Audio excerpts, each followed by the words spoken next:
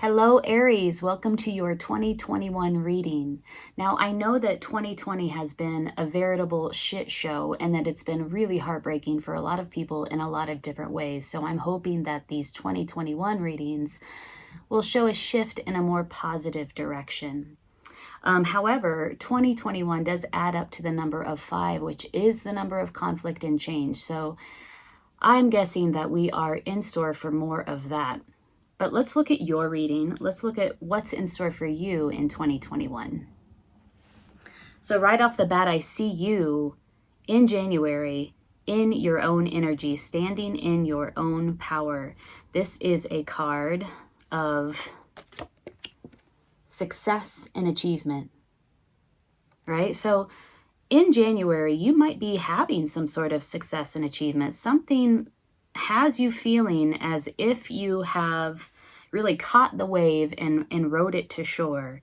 This is, not just an individual achievement, individual success, but shared by the collective. So possibly your community is sharing in the success, you're sharing in the success with your community or with your family in some way, but it's absolutely fiery, passionate energy. It's your energy, Aries, and you are really reaping some reward in January. Yeah, you got this victory wreath right here on this rod that you're carrying, or the wand that you're carrying. Beautiful. In February, we have a letting go of some sort of tangible thing. Letting go of resources, maybe an act of generosity. But maybe if you've held on tight to your resources in the past, maybe you felt like you haven't had enough to give, you haven't had enough for yourself. There's a loosening of that mentality. There's a letting go of some sort of tangible resource, whether it be your energy, a sharing of your energy in a new way, where previously you held on to that energy, you're now beginning to let it go, or it's a resource that you're letting go of, that you're sharing. This is in February. In March, we have some sort of sneaky, deceptive, manipulative behavior, maybe in the realm of communication, some sort of communication that's not clear. It's actually a deception of some sort. Now, this person in this card is looking right back at the Lovers, which is the card that came up for you in April. So some sort of decision, some sort of unification. There's some sort of deception that precedes this coming together, or this decision that you're making in April, having to do with matters of the heart.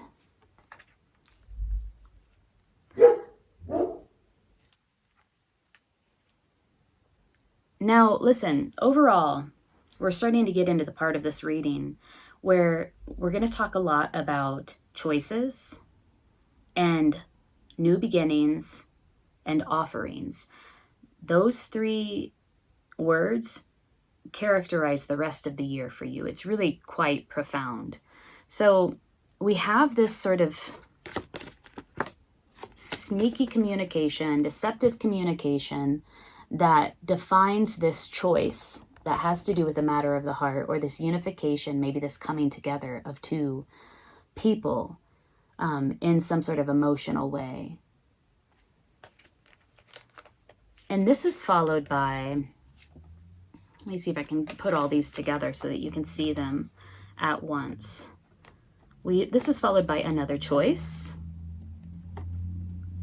And again, another choice, and another choice. We have two lovers, a juggling of 2 options or 2 choices, and a coming together of 2 minds or 2 people, another choice. So March, April, May, and June are all about juggling some options and making that one choice.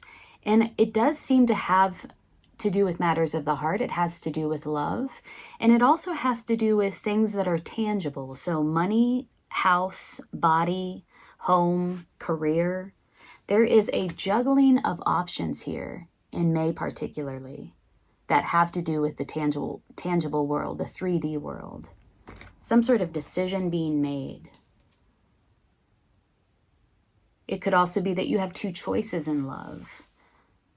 All of this, though, is preceded by this sort of sneaking off, preceded by this deception, some sort of deceptive communication, manipulative communication, and that's in March. Looking back, it sort of like triggers this decision. It triggers this opening up of options. It triggers this decision around the heart, at the heart level, around emotions, and also around your tangible resources, also around the 3D world for you. So that is January through May. Now we're getting into the second part of 2021. Whatever choice you are being called to make at the end of the first half of the year, when you get into July, that choice has been clarified for you, and it's becoming more clear which choice is the best option for you. Here we have in July an offering of some opportunity. And again, it has to do with your home, your work, your money, has to do with the tangible realm. And then finally, in August, maybe not finally, but next, in August, we have the King of Pentacles. Notice that there's one pentacle here and there's one pentacle here. Some choice has been made that will bring you long-standing stability and long-term abundance. This King of Pentacles has worked really hard his entire life to amass the fortune or the abundance that he has surrounding him in this card. And it is about legacy. It's about family. It's about sharing with family. It's about creating a legacy for yourself and for your family.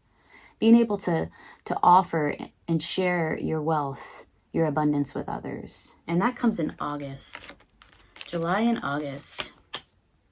So yeah, there seems to be around this time a choice that's made that has to do with work, career, vocation, family, home, that really will bring you long-standing stability and security, and is sort of the first step on that path of amassing a great deal of abundance around yourself in your life.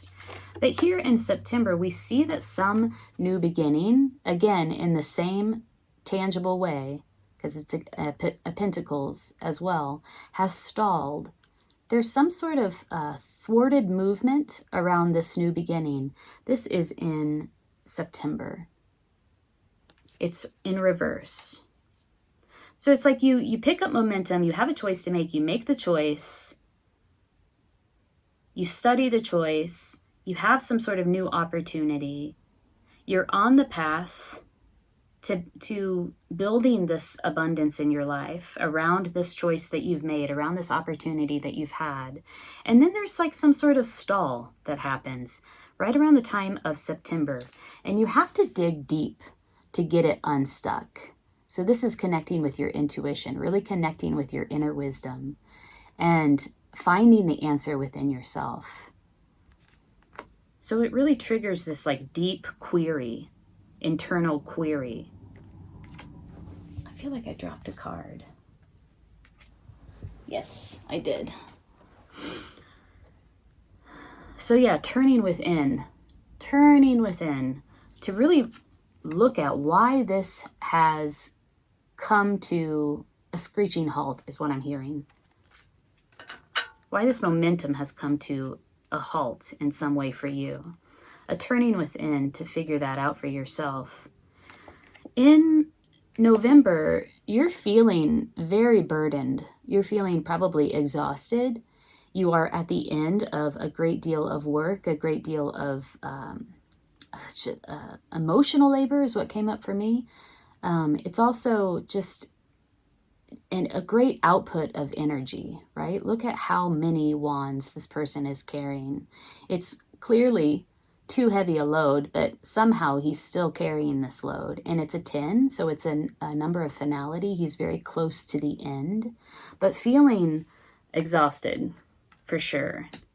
like you're outputting a lot energetically.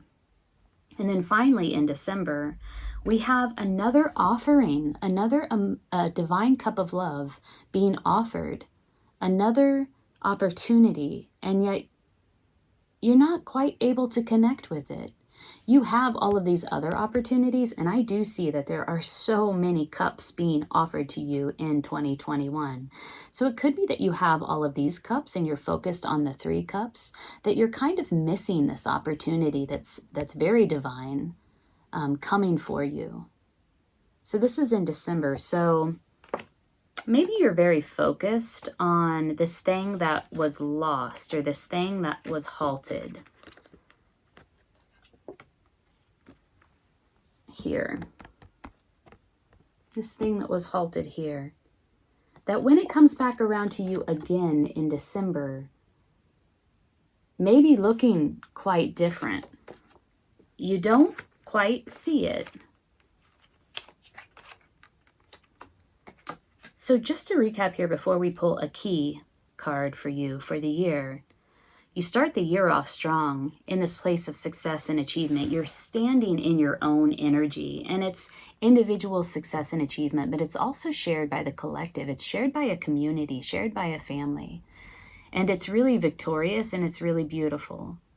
You're coming off of a great achievement, great success. You've caught the wave and you've ridden it to shore.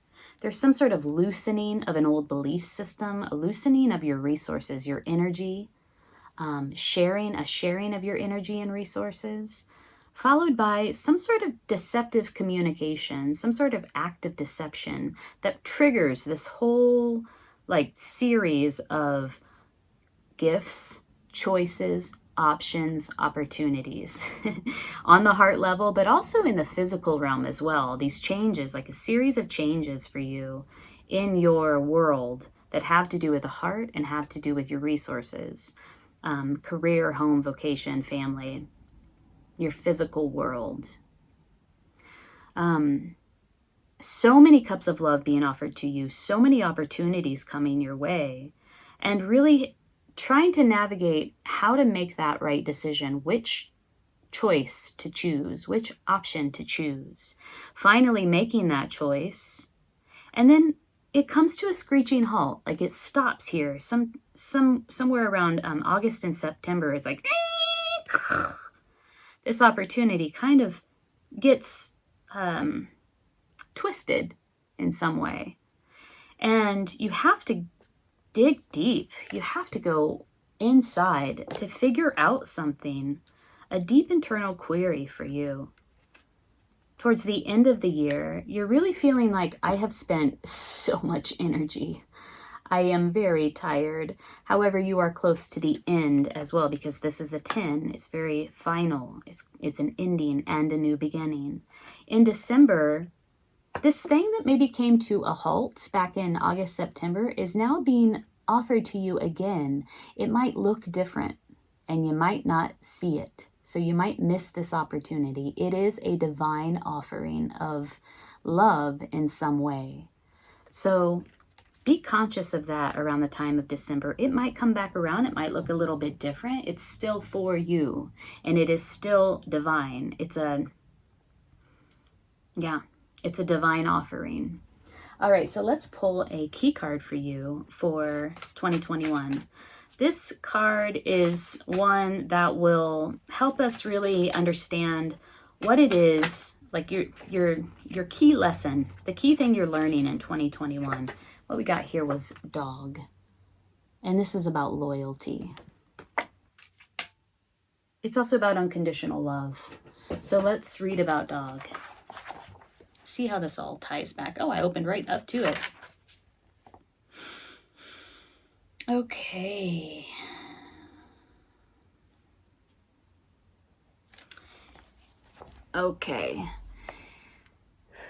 In examining dog medicine, you might find that you have fond personal memories of owning and loving dog as a pet. The message that dogs are trying to give you is that you must delve deeply into your sense of service to others.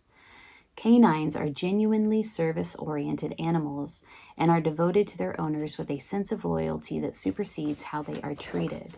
So yeah, in February, this loosening of energy or resources in some way, this act of generosity, this sharing of your energy or resources, this loosening of some sort of poverty mentality seems to be linked to this key lesson. This is an opening up and a sharing with others.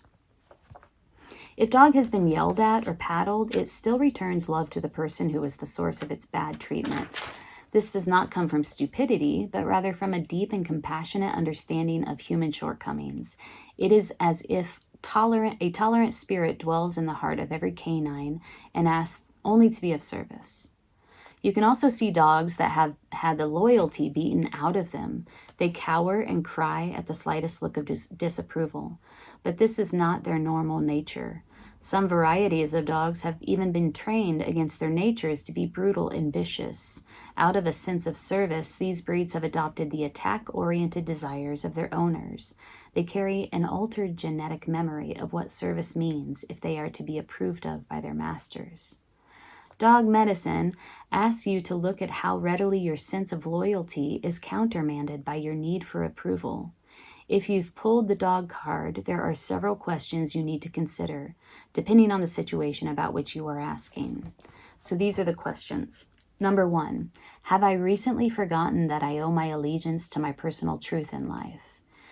Number 2, is it possible that gossip or the opinions of others have jaded my loyalty to a certain friend or group?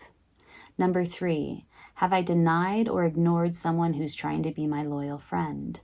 And number 4, have I been loyal and true to my goals? Now, this is your lesson for 2021.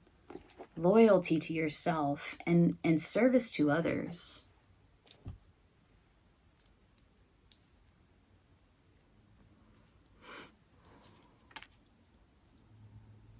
I'm looking at these cards here. It's just that you have so many offerings, so many opportunities, so many options and choices to make. And it really strings through at least half of your year. It begins in, January, February, March, April. It begins in April. Starts to begin in February. That's the trigger. February is the trigger. There's some sort of deception that happens in February.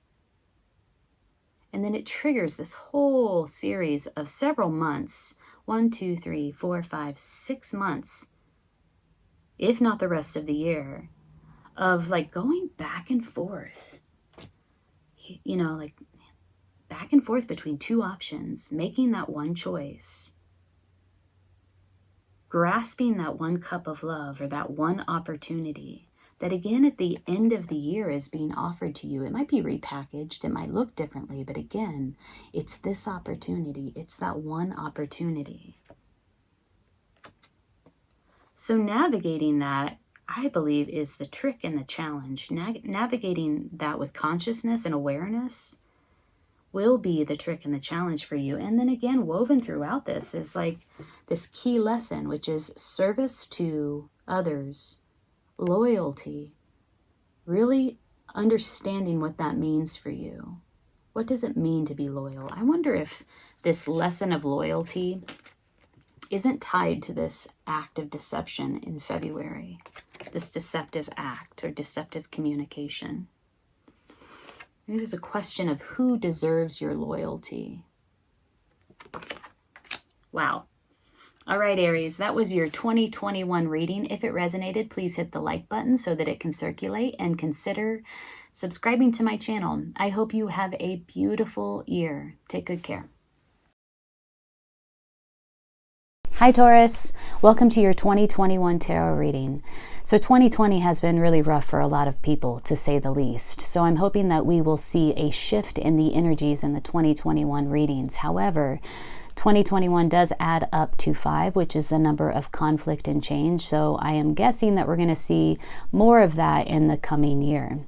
But let's look into your cards and see what's in store for you in 2021. When I look at your spread, overall, what I see is a healing and a letting go of some sort of burden to direct your time and your energy and your resources toward a single thing, toward one thing, the one thing that really deserves your attention. And I see that one thing sort of being played out through the months of March all the way to August. Really focusing on this one thing that you want to pursue, that you want to dedicate yourself to. And this is really powerful. When we get into the later part of the year, from September moving into December, we see another choice. So we see a transition from focusing your energy on one thing to focusing your energy on two things, like a blending, a merging of two options or two choices or two people or some sort of collaboration. There are a lot of opportunities here. There's some sort of legacy being built, some sort of abundance, like an energy of really being able to see exactly what it is that you want in the future, in your future, and amassing that abundance around you and sharing that with your community. So that's my global perspective here, but let's dive into each one of these cards. In the position of January, or in January, what we see is the Three of Swords reverse. This is a card of heartbreak, heartache. In the reverse, it's a loosening of some sort of situation that brought you a great amount of grief. This could be even very old patterning, very old emotions stemming back to your childhood that you're now resolving, that you're unpacking, that you are letting go of. It's a letting go of this very old heartache. And that's happening in January. It's a healing. It's a healing on the heart level. In February, there's a dropping of some great burden. And this could be in the realm of this heartache, like you're dropping this burden. Or it could be in the realm of like responsibilities, tangible responsibilities, really carrying more than your fair share and dropping that and beginning to delegate some of that responsibility, or possibly just letting go of this burden that you've carried for so long. I mean, you've carried it long enough to amass 10 wands, right? So for 10 years, essentially. Or, like it's like a long-standing burden, a decade old or what have you. Decades old. And then in March, you have let go of this burden. You've done a healing around this very old heartache. And now you're choosing that one thing that you really want to focus on. Look at how focused this page is on this wand. This is the thing that you want to dedicate your time, energy, and resources to. It could be a creative pursuit, but you have a lot of passion around it. You are an apprentice. You're learning about it. So there is a learning and development process here, but it's making a decision. You've chosen that one wand. You've dropped all this. Maybe you had some scattered, fragmented energy around all of these things that you were taking care of in your life, or this burden that was very fragmented for you. You've dropped it and you've made this choice to focus on this one. This is the one that you want to dedicate your time and energy to. Moving forward in April, though, there's still some confusion around making the choice, but it's in the reverse. So this is a signal that you are making that right choice. You're choosing the greatest option for you, right? That one choice. When this card comes up, there's fantasy, there's illusion. It might feel very confusing right now. Like, did I make the right choice? You get the sense that you did, but there may be some doubt around it. Because again, this is a card of great illusion and fantasy. Look at the clouds, and nothing is really quite clear. Nothing seems real. This is in April. So again, solidifying the choice that you made, making that one choice. I have to say that throughout this reading, I see a lot of figures here holding staffs. Wow, I see 1, 2, 3, 4, 5 figures here holding a single staff. This really is about making some decision that's going to support you throughout some journey. And it seems like it's a great journey. It's a journey into your future that will last for several years. Choosing that thing that will support you on your travels, in your journey, on your path. Because here in May, we have the Hermit. Look how he's holding this staff. He's also holding a lantern that's lighting his way on the path. There's this choice that you've made, and now there's a turning within to really seek your own guidance, to do your deeper work.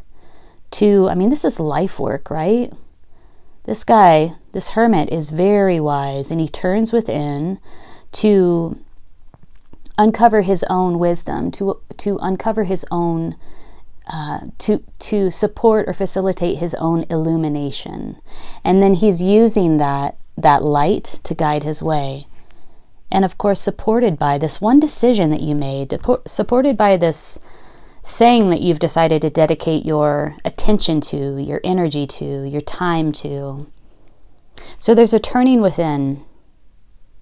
And then in June, there's a sharing. There's a turning without. There's a sharing of this information with the people that surround you, your community, your tribe, your family, your friendship group, your business network. Look how he's holding this staff as well. I think it's called a scepter, but it's, again, another staff. And he's open. Look how open his body is, and his hands are out. He's sharing this wisdom with his community. And the knowledge and the wisdom that he's sharing has to do with this thing that you've chosen to dedicate your time and energy to. In July, you can see the future. This is what you want. You can see how this choice that you've made is going to bring you great abundance. And not only you great abundance, but the people around you, the people you love. You're able to support through this decision, through this choice that you've made. You're able to support your family and your friends and share your wealth, share your knowledge, your wisdom. But this is like tangible reality. This is like beautiful home, beautiful family, abundant energy around you. Money, fortune, legacy, inheritance. All of that stuff that at the end of our lives, we hope we've made the right choice to support us in building this abundance around us so that ultimately we can share it with our family. You can see that. This is tied to this choice that you're making early on in the year. And then in August, what we have is a great sense of achievement. Look how he's holding this one staff with a victory wreath. You get some sort of realistic, tangible, I'm hearing alert, notification, signal that you're on the right path because you have this incredible success and an incredible sense of achievement in August. And again, tied back to that choice that you've made, the one thing that you decide you're going to dedicate your time and energy to. Then in is it September? Yeah. Then in September we have not one choice, but two choices here, two opportunities that merge into one opportunity to collaborate, essentially. It's a collaboration felt on the heart level. It's very emotional. It has all the elements here. It's about healing. We have the interwoven snakes, a collaboration that will bring you great healing. Also creative, passionate, grounded. Look how they're standing so firm on the ground, and their eyes are locked. They really see each other. They're witnessing one another, and they're meeting eye to eye. So some collaboration on the heart level where you meet eye to eye with another person. Could be a love relationship, could be a collaboration around this choice that you've made. But whoever it is and whatever it is, it's really it's really right. You really feel like they see you and that you are on the same page. That's beautiful. So that's in September. In October, wow, again, we have two. We have 2 sphinxes that are forming like a gateway here to the Chariot, and we have 2 cups. So it's moving from the 1 decision to the 2, from the 1 to the 2. This is an activation of will around your intention. And once you do that, you move forward very, very quickly. Strong, confident, swift. Swift movement. Very stable. So that's in October. In November, again, moving on. So this trouble that you've had in your past, this loosening of a heartache, this burden that you carried that you're dropping now in the early part of the year, moving on from this turbulent time into calmer waters, into calmer times. This is like the physical nitty-gritty act of moving on. Again, he's holding a staff. Recognize, though, that it's black and it's serving a specific function to move that boat forward. And then finally, in December, we have a divine offering coming in, another opportunity, another divine gift of love. However, the person in this card is closed off to it, maybe not recognizing it, maybe doesn't recognize it for what it is.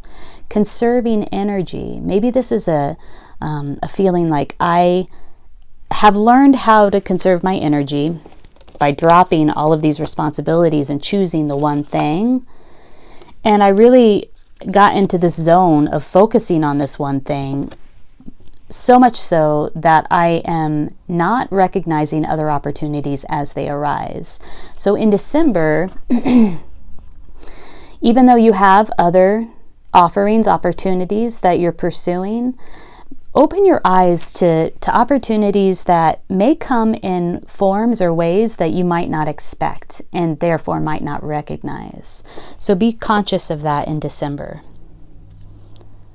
Let's pull a key card for you. This will be a lesson for 2021 or specific advice and guidance for 2021 for you.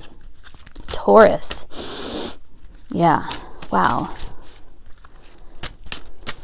I wonder what this one thing is for you. What is this thing that you're going to dedicate your time and energy to? What is this new, passionate, creative thing? Making that one choice, studying it, reflecting on it, a lot of inner reflection, and then a sharing of your knowledge and your wisdom with community. That brings about a great achievement for you in the later part of the year. That would be in August.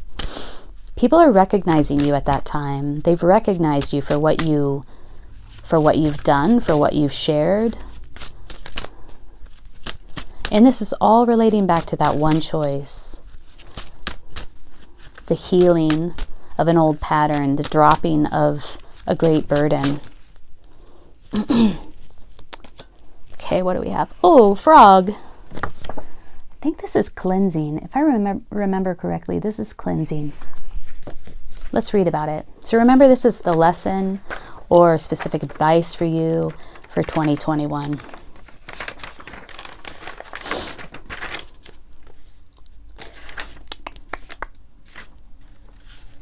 Yeah, cleansing. If frog hopped into the cards you chose today, its ribbit may be calling in the cleansing you need. If you were to look at where you are today, would you use any of the following words to describe your condition? Tired, overloaded, harried, frustrated, guilty, itchy, nervous, at a loss, empty, or weakened? If so, take a break and allow yourself to bathe in the waters of frog medicine. This could mean a long, relaxing bath, disconnecting the phone, yelling, "Stop!" or taking in deep, cleansing breaths. I don't know if yelling "stop" would help me. It might make me laugh. The key thought is to find a way to rid yourself of distractions and to replace the mud with clear energy. Oh, it's about clarification, making that one choice, choosing the one thing amongst all of the fragmented, distracted energies that might be surrounding you. Then replenish your parched spirit, body, and mind. That's the key thought, is to find a way to rid yourself of distractions and to replace the mud with clear energy. An ability of frog medicine people is to give support and energy where it's needed. A frog medicine person can clean negativity from any environment. Frog speaks of new life and harmony through its rain song. The deep tones of frog's ribbit are said to be a call to the thunder beings, thunder, lightning, and rain. Oh, that's cool. The ribbit is the heartbeat that comes into harmony with Father Sky and calls for the replenishment needed. Call to frog and find peace in the joy of taking time to give to yourself. A part of this giving is cleansing yourself of any person, place, or thing that does not contribute to your new state of serenity and replenishment. Ooh, wow. I feel cleansed after having read that description. That felt really good to read. So, a cleansing, for sure. I get a sense that making this one choice is part of the cleansing process. You definitely are deep in a cleansing process in the first part of the year, January and February. And this is the result of that cleansing. And it's a continuation of that cleansing. Really focusing on the one thing. It allows you to turn inward, to seek your own guidance, right? And then to turn outward and share that wisdom with your community. It's like, oh, that's beautiful. It's like offering spiritual guidance, offering counsel to your community as a result of this cleansing, this making this choice, dedicating your time and energy to this thing in a very focused way, going within, seeking your own counsel, and then going without and providing that counsel to your community. Really building something that will last for you and bring you the abundance that you envision for yourself now and in the future. Achieving success. People see you. They see what you've done. They celebrate you. It's an act of achievement. And then a collaboration felt on a lot of different levels, but primarily the heart level. And in a fierce moving forward because of this activation of your will around your intent. Finally, towards the end of the year, letting go, moving on, calmer waters. And then a call to remain open to new opportunities as you move into the final part of the year. There is another divine gift coming your way that you might not fully recognize. It might be packaged in a way that causes you to overlook it. All right, Taurus, I hope you enjoyed this 2021 reading. If you did, hit the like button so that it can circulate amongst others, and consider subscribing to my channel. I would love to have you here. I do readings for each sign for each month and pick a card readings. I'm wishing you the best 2021. Take good care. Hi Gemini, welcome to your 2020 reading. So 2020 has been really rough for a lot of people. It's been very unprecedented, a lot of change, a lot of adaptation, need for flexibility. The numbers 2021 add up to 5, which is the number of conflict and change. So I suspect that we are in for more of that. But let's look into your year coming up. What's in store for Gemini in 2021? Taking a global perspective of 2021 for you, Gemini, I see that there's a lot of peaks and valleys, a lot of back and forth energy. There's a lot of highs and there's some lows as well. The numbers that dominate your reading for 2021 are 9, which is the number of completion. It's also the number of spiritual consciousness, and the number 5, which is the number of conflict and change. We have 9 repeating several times in this reading and 5 as well. Let's look at January for you. In January, we have the 9 of Cups. So this is really feeling on top of it all, like you have found some sort of success, some sort of wish fulfillment, some sort of emotional contentment. In January, you really feel like you have it going on here. Look at all of the cups behind this figure. And look how proud this person is in front of it. There's this energy of pride, a sense of pride in accomplishment. and also a sense of just fulfillment, having all of your cups perfectly lined up. This is emotional fulfillment. The cups is the suit of emotions. So that's in January. In February, we have the Hierophant reverse. This is the sign of the card of Taurus.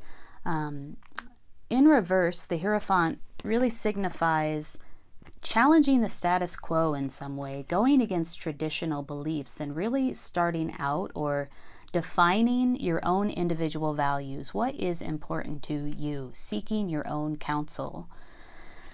So in February, we really see this energy of heading off in a new direction, but it's a direction that's perfectly suited to you, right? It's not following, the status quo. It's not following. It's just not following. It's really following your own inner counsel, your own inner guidance, and really defining for yourself what's important to you and how those values are going to guide you forward through life on this path.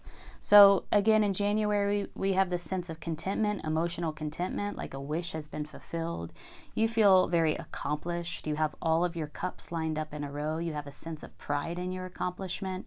Moving forward in February, we have, going against the grain, defining your own path, defining your own values, and using that definition as a light to guide you forward through this year. In January, February, March, we have the Ace of Pentacles. This is a brand new beginning in the 3D world. So it could be a new home, moving to a new home, buying a new home. It could be a new job, a new career opportunity. It's something brand new, something that you can see, taste, touch, hear, something tangible that is brand new coming your way in March. In April, we have the Nine of Wands reversed. So there's this sense or energy of feeling like you gotta dig deep to meet some challenge. You gotta really dig deep into your inner resources in order to meet some sort of adversity that is coming your way in April. It's also a feeling of overloaded. I feel overloaded. I feel like there's a great deal of responsibilities that are in front of me. I'm examining them all. I have too many responsibilities. There's some skepticism here, even a little bit of paranoia. It could be a sense like I'm not supported in the way that I need to be supported. And people are, I won't say out to get me, but like not supporting me at this time that I really need it. So a sense of feeling overloaded, overburdened, overwhelmed, and also a feeling of a lack of support, a lack of needed support. And that's in April. And then finally, or not finally, in May, we have the Page of Swords. Page of Swords in reverse. So there's somebody around you or an energy around you. Maybe you're embodying this energy, or this is an external energy of hastiness, impulsivity, gossip. Somebody that is not totally transparent or authentic in their communication. It's really a lot of thinking without action. So it could be a feeling of being stuck in your head around an issue. The Page is an apprentice. It's a more immature energy rather than a knight or a king or a queen. And so I really do get this sense of like it's an immature thought. It's an immature behavior. It's an immature action. It's impulsivity. It's hasty communication. And so that's in May. And then in June, we have revisiting some past situation, a past love, past memories. It could be as literal as going back to your childhood city, the place that you grew up, and, you know, having a family reunion. There's some thing that happens in June where you are taken back to the past and revisiting the past in some significant way. This card can also mean a exchange of energy or a generous act given without expectation. Innocence, joy, there's a sweetness about it. It could be a past love, revisiting a past love. This is also seen sometimes as the soulmate card. It has to do with children as well. So let's recap the first 6 months. A sense of accomplishment right off the bat, a wish fulfilled. Going against the grain in February, really defining what your own values are, and so that you can use them to light your path forward through the year, through 2021. March, a new beginning in the way of a home or a career, something that you can really sink your teeth in, you can feel. It's very tangible. In April, we have a feeling overburdened with responsibility, a lot of responsibility, feeling as if you don't have the support that you need. And then we have in May, a hasty, impulsive act, some sort of immature thought, immature communication. Either it's your energy or energy coming in from the outside. And then finally in June, we have a revisiting of some past situation, a past memory, maybe literally revisiting your family in the place that you grew up in. It could also be a revisiting of a past love. Moving forward into July, we have the Empress reversed. So this is a block of creativity. It could be that the thing that you're revisiting in June has to do, if it does have to do with family, it could be that you have some issues, maternal issues coming up for you, because this is like sort of a block around nurturing, around creativity. The Empress is the great mother, right? She's all about fertility and nurturing and creativity and really gathering beautiful things around her. She's about beauty. She's about all things beautiful. So some sort of creative block happening here. And then next in August, we have the Five of Pentacles. A creative block followed by a sense of poverty, a sense of being left out in the cold, a sense of neglect. Again, feeling like you might not have the support that you need. There is really this back and forth energy here of like, I feel great, I have it going on, right? I feel like I'm on the right path. I'm defining what it is that is important to me, and I'm moving forward, and I have this new beginning. And then it vacillates from this feeling that I just described here to like the sense of like, I'm overwhelmed, I'm overburdened, I don't have the support that I need. I'm fearful that I will be left out in the cold, that I won't have enough to take care of my basic needs. That's this card here. And there's really throughout this year this vacillation of those energies for you, Gemini. It's important to be aware of so that you can just work with these energies most effectively, right?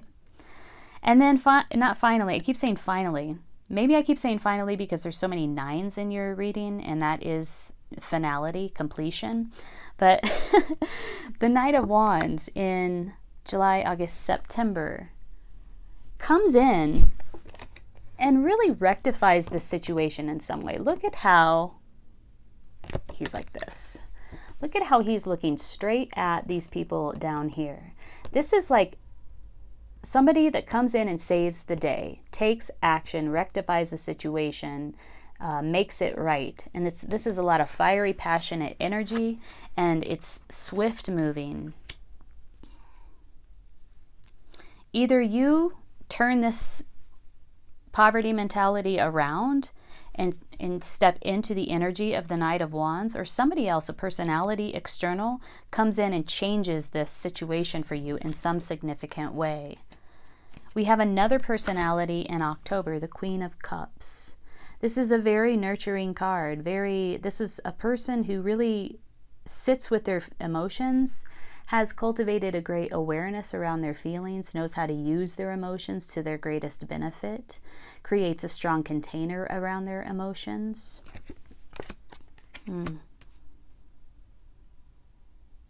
This is in October. So again, I feel like you again come back around to this energy of like, no, I have this. I got this. I know how to do this. I feel good about this. I'm in control of my emotions and my situation. It's a lot of back and forth here. And then, again, more back and forth. In November, a sense of loss, an emotional loss, regret, grief, sadness. And finally, I can say finally now, because this is finally the last card. We have the Nine of Swords. So you can just take one look at this card and know what it means. It means anxiety. Just a great deal of anxiety around, just anxiety running the show, essentially. Nightmares, sleepless nights. In December, something happens here in November, an emotional loss that leads to a great deal of anxiety. You have, preceding all of this, I'm going to turn these around so they line up in the way they're supposed to be seen. Preceding all of this is the Queen of Cups. So it really is this feeling of having a great deal of emotional control. Emotional, what is the word? Sophistication. You're very adept at sitting and understanding your emotions. There's a strong, powerful container around your emotions. And you use your emotions in a very powerful way. So there's emotional power, emotional control, leading to a loss, leading into a loss of some sort, and then a great deal of anxiety following. It's really this wave for you in 21. It's like this wave of peaks and valleys around your emotions and your sense of yourself, your sense of what it is that you want, what's important to you. There's a revisiting of the past that seems to clarify some sort of codependent relationship for you. I'm saying that because of the Empress in reverse. This is in June, and then this is in July. So some revisiting of a past memory, past dynamic that was fundamental in shaping who you are, and a clarification around some sort of codependency, some sort of like relationship dynamic you might have had with your mother, that, you know, is standing in the way of your creativity. It's really taking you through the throes of spiritual and emotional development in 2021. I feel like you're doing a lot of important work here emotionally that has to do with your sense of self and your identity. And some of those deeper core issues that we all struggle with, like neglect, abandonment, not having enough, poverty mentality. Am I able to take care of my basic needs? Grief, loss. Wow. Yeah, so Gemini, this seems like a really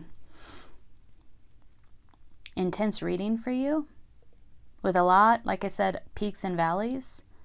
However, I think it's important. I mean, I would love to just deliver awesome readings every single time. But I think it's important too to really say what I see, and also it's important to have this information so that you can navigate this with grace, right? Have some sort of awareness around what's coming, how you can work with it, how you can really use it to your greatest advantage and understand it more deeply. So I hope that's useful for you.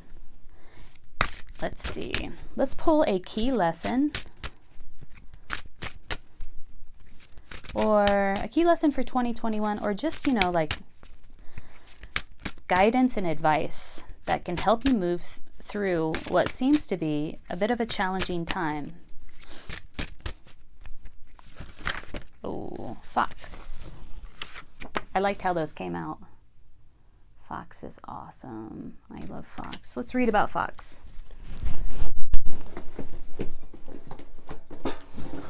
Okay. 25.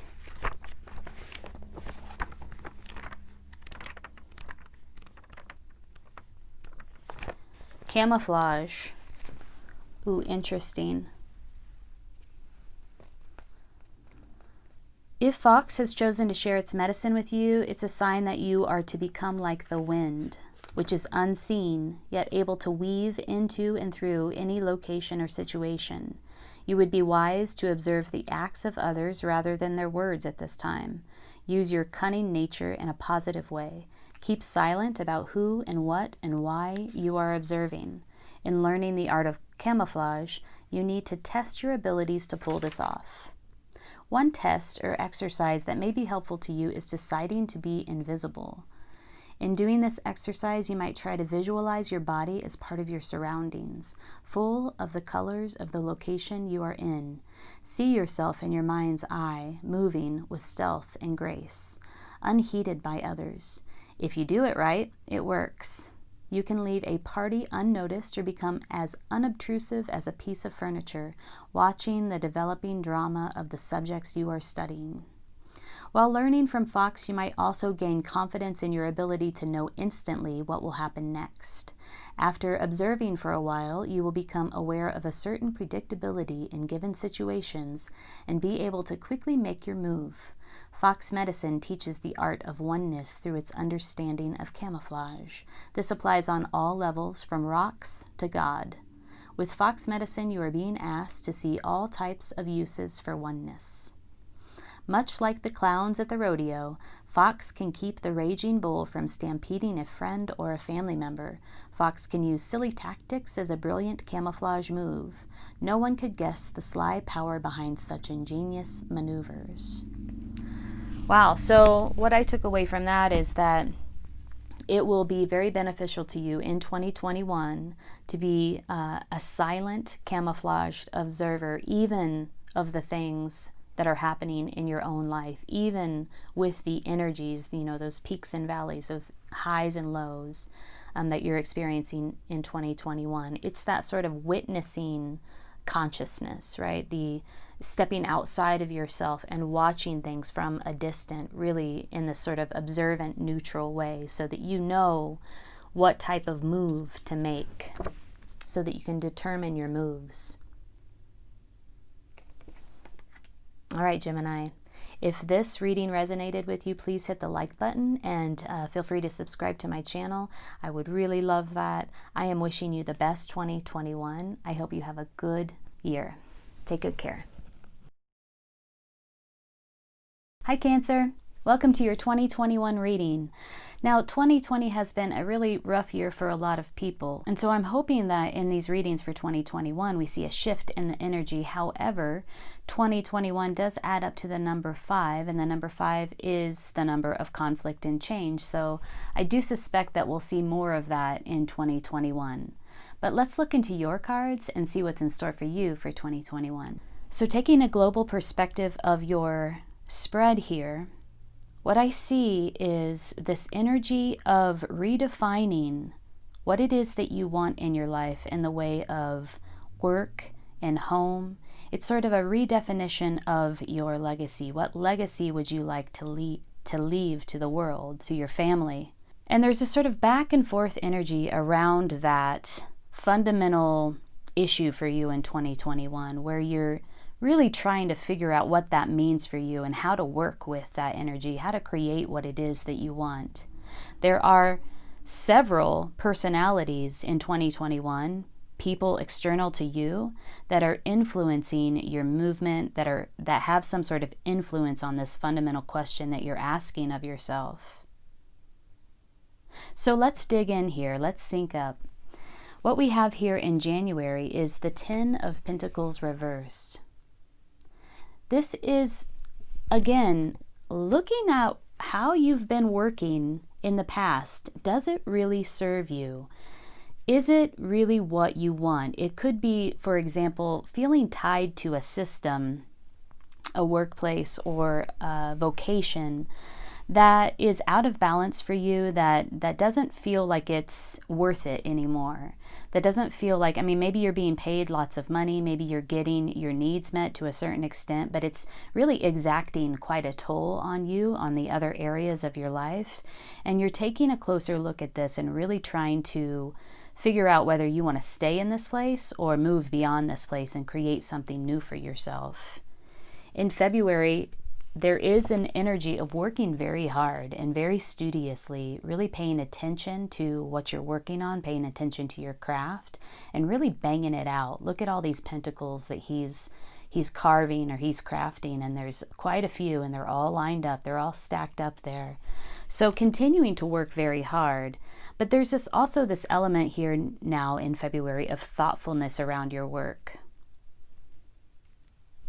In March, we have the Queen of Wands. This is looking within to really, again, to really figure out what it is that makes you passionate, what it is that makes you feel you're most creative. Looking within to sort of align your passion and your creativity with your trajectory moving forward. You might not feel too social at this time, and that makes sense if you are looking within and trying to figure out what is going to work for you. I feel like you've been working for a lot of other people. You've been serving the agendas of others for quite some time, and now there's this, in 2021, there's this reconfiguration, this reappropriation of your own energy to serve you in some way. In April, after this time of introspection, we have the Fool. And this is a beautiful, brand new opportunity, a beautiful new beginning. Anything is possible, and that's the energy that the Fool embodies. Infinite possibility. The Fool steps off the cliff, he takes a risk, and he has not a care in the world. He knows that he will be supported in this risk, in this opportunity. And so it's like, I feel like this opening up for you in April of infinite world of possibilities. Something in your perspective shifts. You begin to perceive new opportunities that you've never thought of before. That's in April. Now in May, something happens where you are experiencing a great deal of anxiety, sleepless nights. It could simply be this opening up of infinite possibility, this possible change, sort of this impending change for you in a fundamental way where it comes to your work, the way that you perceive yourself as a worker, as somebody who works, the way that you think about the work that you do really causes some anxiety for you in May. You're really trying to work this through on the mental realm, on the mental plane, and it's disrupting your sleep. It's causing nightmares. It's really an energy of having to step up and face your fears. You're being called to stand and confront your fears and dismantle them. And then in June, we have the Queen of Pentacles. Again, this question of work-life balance. What is going to be balanced for you? What is going to work for you? When the Queen of Pentacles is in reverse, it sometimes indicates a conflict between work and home, or work and your other personal life priorities. How to balance this out? You're really being asked to work through this question that you're asking all the way through 2021. How do I want to work? What work am I called to do? How do I realign my work so that it serves me, so that it serves my family, so that it serves my priorities? I want to work for my own agenda. I want to work in order to accomplish my own goals and my own objectives. And how do I do that? Causing some anxiety, also causing an opening of perspective for you about what is possibly possible, what is possibly possible. And again, returning to this question of like, I need this balance where it comes to my work and my life. There's a conflict between your work priorities and your life priorities. How do you want to spend your life energy, essentially? Now in July, is that right? Yeah, July, we have the Nine of Wands. This is looking at all of your responsibilities and feeling skeptical about them. Like, okay, I see all my responsibilities. They're all here lined up, and yet I don't want to engage with them. Right? You have this one staff. There in this card, this person is holding this one staff. I want to clarify what my responsibilities are. And I want less responsibilities. I'm tired, right? So again, in the same vein, we are thinking and talking about and redefining and revisiting this fundamental question of what are my work responsibilities? What are my responsibilities in life? I'm very tired. I want less responsibility. I want to clarify my responsibility, and I want it to serve me. In August, we have the King of Cups. This is a personality around you that is coming in to support you with creating an emotional container, creating really good, safe, positive boundaries. I get the sense that here in June, there aren't a whole lot of boundaries at this time during this month. You really feel like your energy is being tapped by outside sources inappropriately in a way that doesn't make you feel good, that makes you feel exhausted. So the King of Cups really comes in to support you, this energy, to support you with creating a container, creating boundaries around your energy, especially around your emotional energy. And learning how to, inside of that container, inside of those boundaries, learning how to channel your emotions to serve your greatest good, to serve you, essentially. That's in August. In September, we have the Page of Pentacles. So this is short term. It's in the reverse. This is short term planning. So short-sightedness, essentially, not seeing the whole picture, not taking the long view. This person is looking at this pentacle, but they're not seeing all that's possible. They're not. Sometimes it involves a lack of planning and a lack of kind of get up and go. Sort of a stalled effort here. The pages are about possibilities. They are about opportunities, and they're about action. So there's a stalling of some sort of action. There's a short-sightedness around this opportunity. However, it does represent a new opportunity. In October, we have the King of Wands. This, my friend, is long-term vision.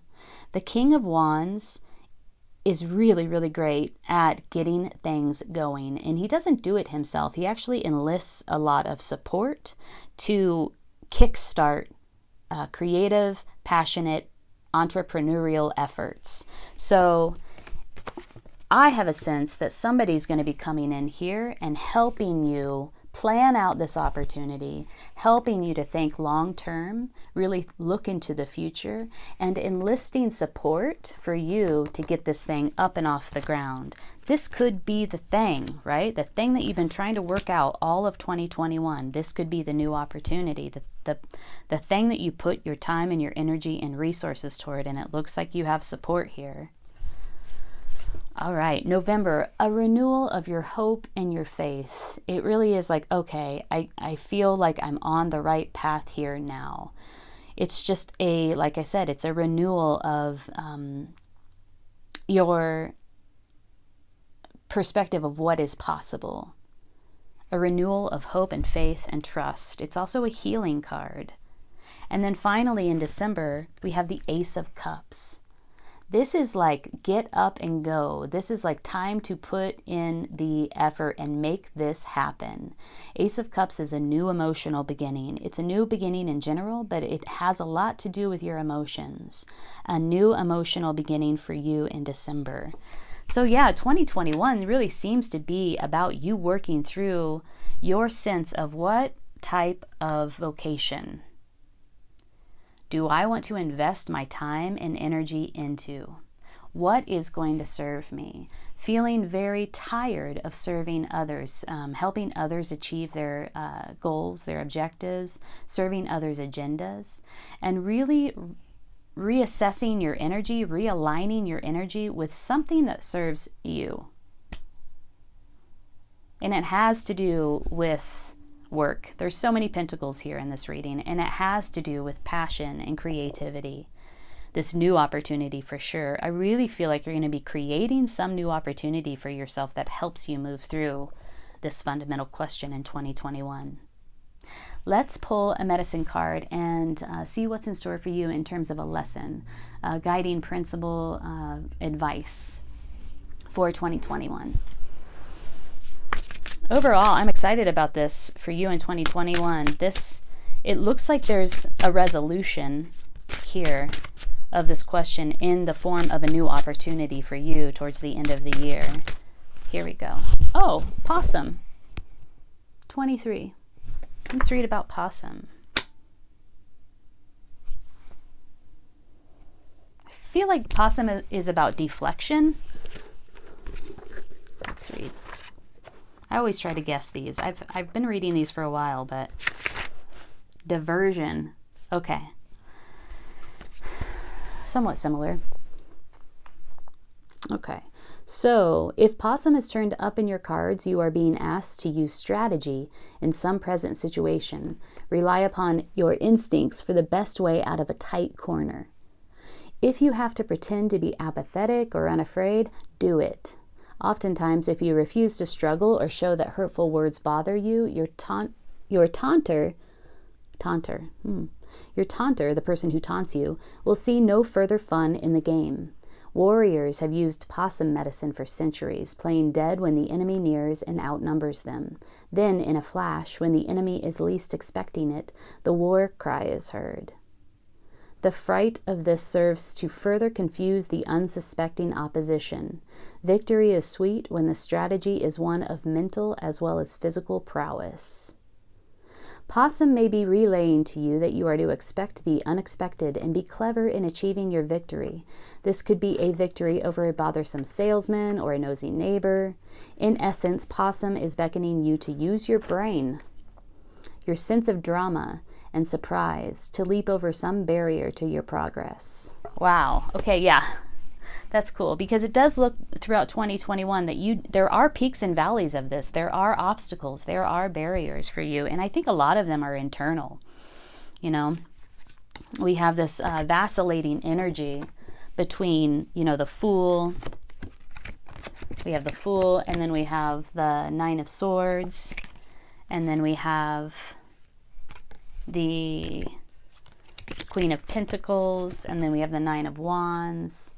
This vacillating energy between what's possible, opening your mind to what's possible and feeling hopeful, and then feeling anxiety and feeling overburdened, feeling exhausted, feeling tapped out energetically. And so really having to dig deep and use, rely on your own strategy to overcome some of these hurdles. Deflection, diversion. And maybe that has some sort of special meaning for you. I think it's interesting that they talk about warriors, how warriors use this strategy of diversion in order to overcome their opposition. Yeah. All right, Cancer, if this reading resonated with you, please hit the like button so that it can circulate amongst others. I hope you have a beautiful 2021. It looks like there's something really fantastic in store for you towards the end of 2021, but you will have to put some work into it. It is not going to be like smooth sailing all the way, but you have what it takes. And yeah, this is a beautiful reading for you. I wish you the best. Take good care.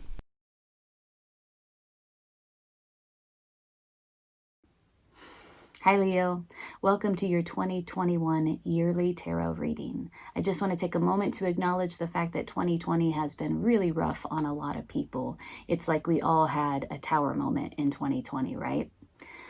2021 adds up to the number 5, which is the number of conflict and change. So I'm expecting that we will have more of that in the coming year.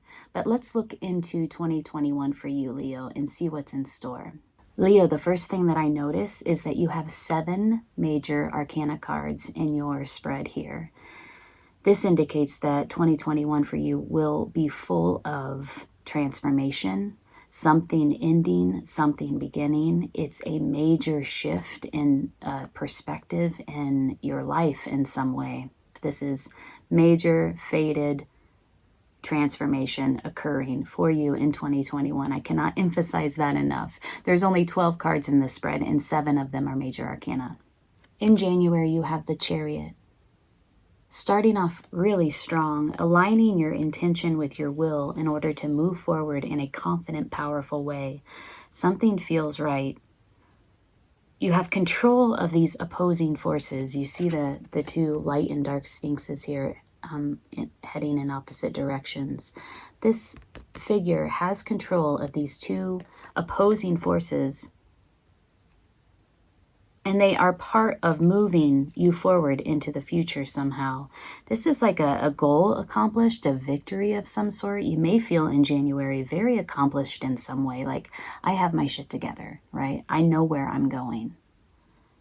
It's that energy.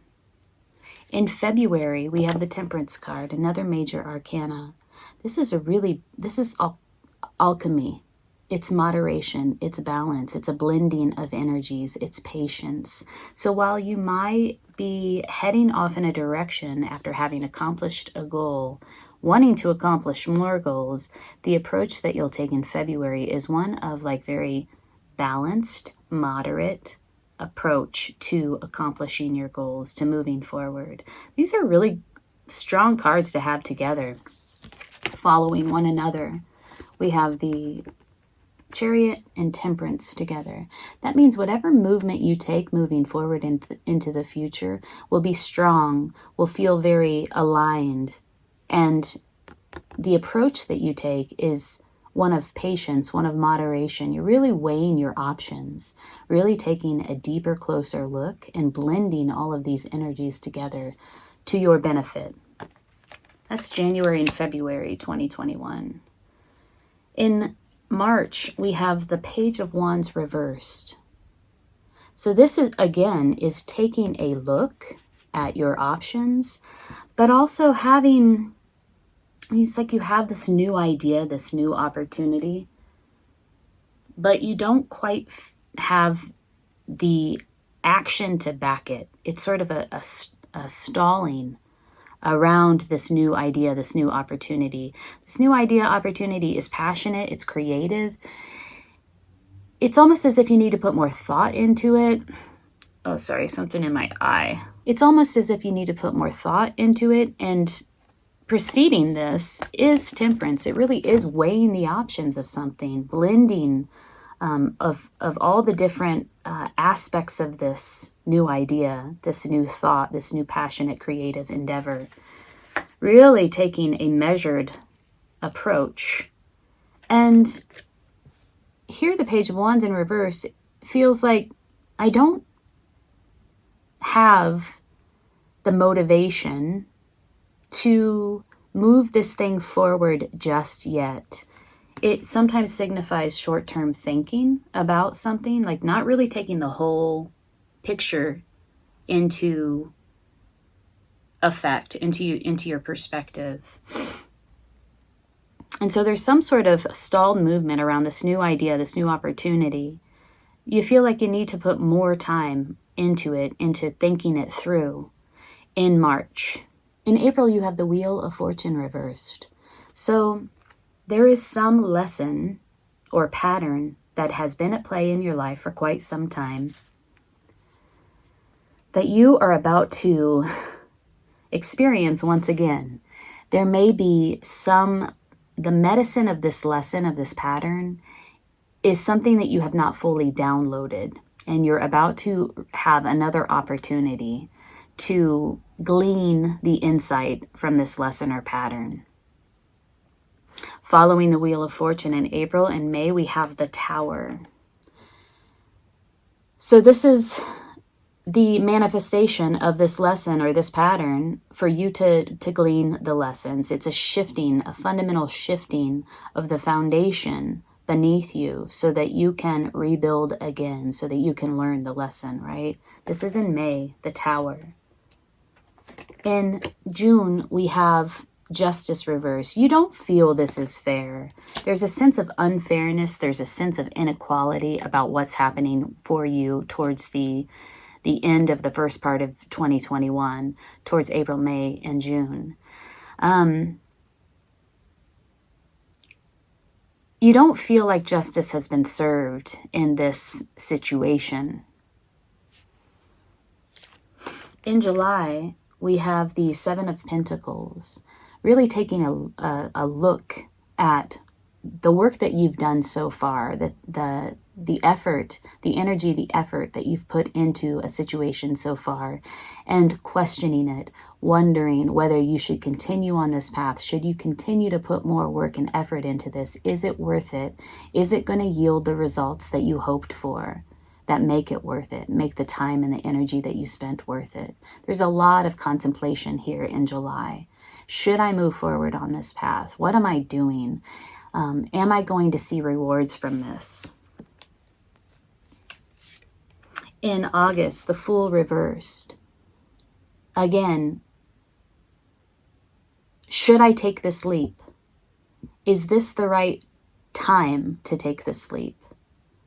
Feeling afraid to take a risk, sort of letting fear run the show, right? Fear is the motivation when Fool is in reverse. Again, more questioning, and also sort of a paralyzation around, I feel like it's around this idea that was kind of stalled, right? A stalled idea. And a paralyzation, a contemplation and a paralyzation around this idea. This creative, passionate, new opportunity or idea that comes to you in March. In September, we have a unification. Now, this could be a unification inside of you, sort of coming together with the opposing aspects of yourself, the light and dark sides of yourself, and finally unifying. This could be the balm or the resolution for this paralyzation that happens in August. It could also mean a coming together with somebody who supports you in moving forward. It's a real meeting of the minds. It's also about healing. It has a healing effect, this coming together with either a person or a unification of opposing forces inside of yourself. That's in September. October, taming your base instincts, really learning how to control and channel your emotions for your own good. You know how your emotions, when they're out of control, they tend to trigger tower moments. They can trigger tower moments. Or they tend to dismantle the things in your life, maybe the things that you don't want to have necessarily destroyed. They can be very destructive, out of control. Emotions are very destructive. This is an energy of taming those baser instincts, taming those emotions, and using them to your benefit, really channeling them so that you are benefiting from them rather than to your detriment. That's in October. November, there's a walking away. Somebody walks away from something. It's, again, a very contemplative time. It's something that this person has thought about at length. It's not a hasty departure. They have thought about this. They've put in a great thought where it comes to this departure, this walking away. And it's not, you see how all the cups are lined up and they're upright? The cups are full. It's maybe something that wasn't necessarily bad for you. It's something that brought you some emotional contentment and fulfilled you emotionally to a certain extent, but now it's time. It's really about timing. Now it's time to walk away. And I get a sense because it's time to make room for something new. And then in December, we have the Three of Swords. I don't like to see this at the end of the year. I don't like to see this as a way to wrap up 2021. It's a sense of betrayal. It's a heartbreak. It's a heartache. It could be that whatever you're walking away from does bring up these feelings of heartache, heartbreak, just really feeling deeply sad about something. And these seem to be emotions that you will have to contend with toward the end of the year. So let's take another look here, an overview of what's occurring for you in 2021. You start the year off strong. You feel very aligned. You're in control of these sort of opposing forces. You're confident. You're aligning your intention with your will, and you feel like you can move forward in a very strong way. There's some goal or accomplishment, some victory that you feel like you've achieved in January. Your approach is very balanced. It's very moderate. You're blending these different ideas, blending these different thoughts, different feelings. You're taking a very moderate approach to whatever you're encountering in February. These two together, the Chariot and the Temperance, are very strong energies combined, because it's like moving forward in a very strong way, but also weighing my options, taking a very measured approach. We also have this energy of feeling like there's this new opportunity, this new passionate creative endeavor here in March for you, but there's somehow lacking the motivation or the action around this new opportunity. It's sort of a contemplation of this opportunity without long-term vision and without action, without actual action, without movement, without sort of the steps that you would take, following those steps that you would take to turn this into reality. And then we have a lesson that comes back around to kind of bite you in the ass, or better put, give you an opportunity to download it once again, and maybe finally this time, really learning this karmic lesson. It's a representation of a pattern in your life that has repeated over and over again. That's what patterns do, until we really download them, until we really learn the lesson. You're having an opportunity here to learn it again. This pattern reemerges. Then you have the Tower moment. It shakes your foundation to the core. Everything is dismantled in a fundamental way. You have an opportunity to build it back up again. This is this karmic lesson coming back around, giving you an opportunity to learn it again, learn it in a new way, and hopefully learn it finally, to move on. And I do get a sense that it's a final learning of this thing, because this is a series of major arcanas here. The karmic lesson comes back around. You have the Tower moment, and then you have the Justice. The Justice, though, is in reverse. It's a feeling like this is not fair. So be aware of this energy, because what you want to do is take personal responsibility at this time in order to fully learn this karmic lesson. Step into your responsibility around whatever issue this is, rather than feeling like, hey, this is not fair, this is not equal. Do what you can to be responsible for this here towards April, May, and June. In July, we have you looking again at your labor, looking again at what you've been doing. Is it going to reap the rewards that I have expected? Is my emotional labor, is my physical labor, is the time, energy, and the resources that I've been putting into the situation worth it? Do I want to continue with this? And again, another stalling around August, a fear of taking a risk, a fear of taking a leap, maybe poor timing around this. Fear is the word to focus and understand around this time, because the Fool reverse is really fear at play, fear kind of motivating your behavior at this time. Then towards September, we have a unification within you.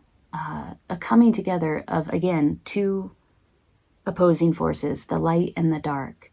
It could be an actual meeting up with a person that you really are on the same page with, and they help to heal you in some way. But there is a healing force here at play in September. There's a coming together of two people or two sides of yourself, two aspects of yourself to support you in this healing process. In October, we have you, Leo, the Strength card, really understanding your emotions, really containing and controlling your emotions and channeling them in a way that really serves you. You have the Strength. Now, the Strength card often will precede a difficult time, which is what's in store for you, unfortunately, towards the end of 2021. There's a walking away of something that brought you great emotional fulfillment at one point. This is necessary. This is a necessary walking away, and you've given it much thought. It's time to let it go. But you do feel the heartbreak and the heartache of this decision. You know, you can think about things and you can know that it's the right thing to do, and it can still hurt. So there's going to be some sort of work towards the end of 2021, some emotional awareness, some emotional labor that you'll have to do in order to resolve this walking away. Let's pull a lesson or guidance for you for 2021. What is it that Leo really needs to hear about 2021? What will help them in their movement through this next year? This is big, Leo. You have a big fundamental transformation occurring for you in this year. You got two cards. The Grouse, this is about movement, sacred movement. And this is about, you have the Hummingbird. I can't remember what Hummingbird is about, but I think it has to do with like innocence. So let's read Grouse.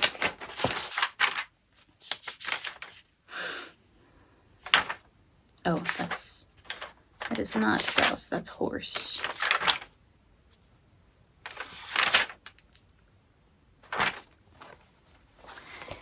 Analyze the way you move through your world. How do you picture yourself in the act of locomotion? What kind of reaction do you create with the energy you send into the universe? What words would you use to describe the way you move through both the material and spiritual worlds? In the final analysis, is your movement compatible with your greatest desires and goals? I just have to show you this card again. This is how you kick off the year, and this is all about how you move forward. This is all about movement, about fast movement, about your approach. And it's about aligning opposing forces so that you can move forward in a strong, powerful, and confident way. Grouse is also about movement. Many spiritual disciplines ask that you cease all external movement in order to recognize the inner life. Grouse medicine, however, is an invitation to the dance. Grouse celebrates the divine source through its sacred spiral dance and offers this dance to you as a gift. You can spend a lifetime learning Grouse's lesson on how to harmonize your dance with Mother Earth's cycles and how to offer the dance as a creation of selfless beauty. Oh, wow. After reading that, these two cards really become very, very clear to me. Strong, confident movement forward. It's about aligning these aspects, these dark and light aspects, these opposing forces. It's about weighing your options. It's about alchemy, right? Blending all of the diverse energies together to strengthen your movement forward. We have a revisiting, where is it? A revisiting of this unification that we're talking about, these opposing forces. We have a revisiting of that in the later part of the year. I think this is in September. Unifying again those opposing forces, either within yourself or coming together with somebody else that helps you to do that, that has this healing effect on you. Wow, okay. So 2021 really is about how you approach this, how you approach your life. It's about your movement. How do you move through your life? What energies are you bringing to that movement? Then we have hummingbird. If hummingbird has flown into your cards, get ready to laugh musically and enjoy creator's many gifts. Drop your judgmental attitude and relax. Hummingbird will no doubt give you a flash of the spirit darting here, there, and everywhere. Get ready for a strange new burst of energy which may send your senses reeling. Hummingbird hears celestial music and is in harmony with it. Hummingbird may invite you to an art museum or a concert. Hummingbird energetically embraces the highest aesthetics. Never be coarse in front of hummingbird, for this is a fragile medicine, which may have no understanding of worldly affairs. Beauty is the target, and hummingbird's mission is to spread joy or be destroyed. Hummingbird quickly dies if caged, caught, or imprisoned. Follow sister hummingbird, and you will soon be filled with paroxysms of joy and experience a renewal of the magic of living. Whoa. I wonder if that's what this big transformation is about. All these major arcana cards in your 2021 reading. Shifting things, transforming things so that you can reconnect with the magic of living. Wow, Leo, if this reading resonated with you, please hit the like button so that it can circulate amongst others, and consider subscribing to my channel. I'd love to have you. 2021 looks really big for you, and I'm wishing you all the best. I know that you have the strength that you need to move through this, and it looks like what is waiting in store for you, while there are some emotions that need to be resolved and worked through, it looks like what is waiting for you is just a fundamental shift moving forward into the future, a fundamental needed shift, a breaking of some old pattern, a final lesson learned. Pay attention to the way that you move through this time, and pay attention to the approach that you take. All right? I'm wishing you the best. Take good care. Hi Virgo, welcome to your yearly tarot reading for 2021. My name's Amanda, I'm at Lunasync Tarot, and thank you for joining me. If this reading resonates with you, please hit the like button, comment below.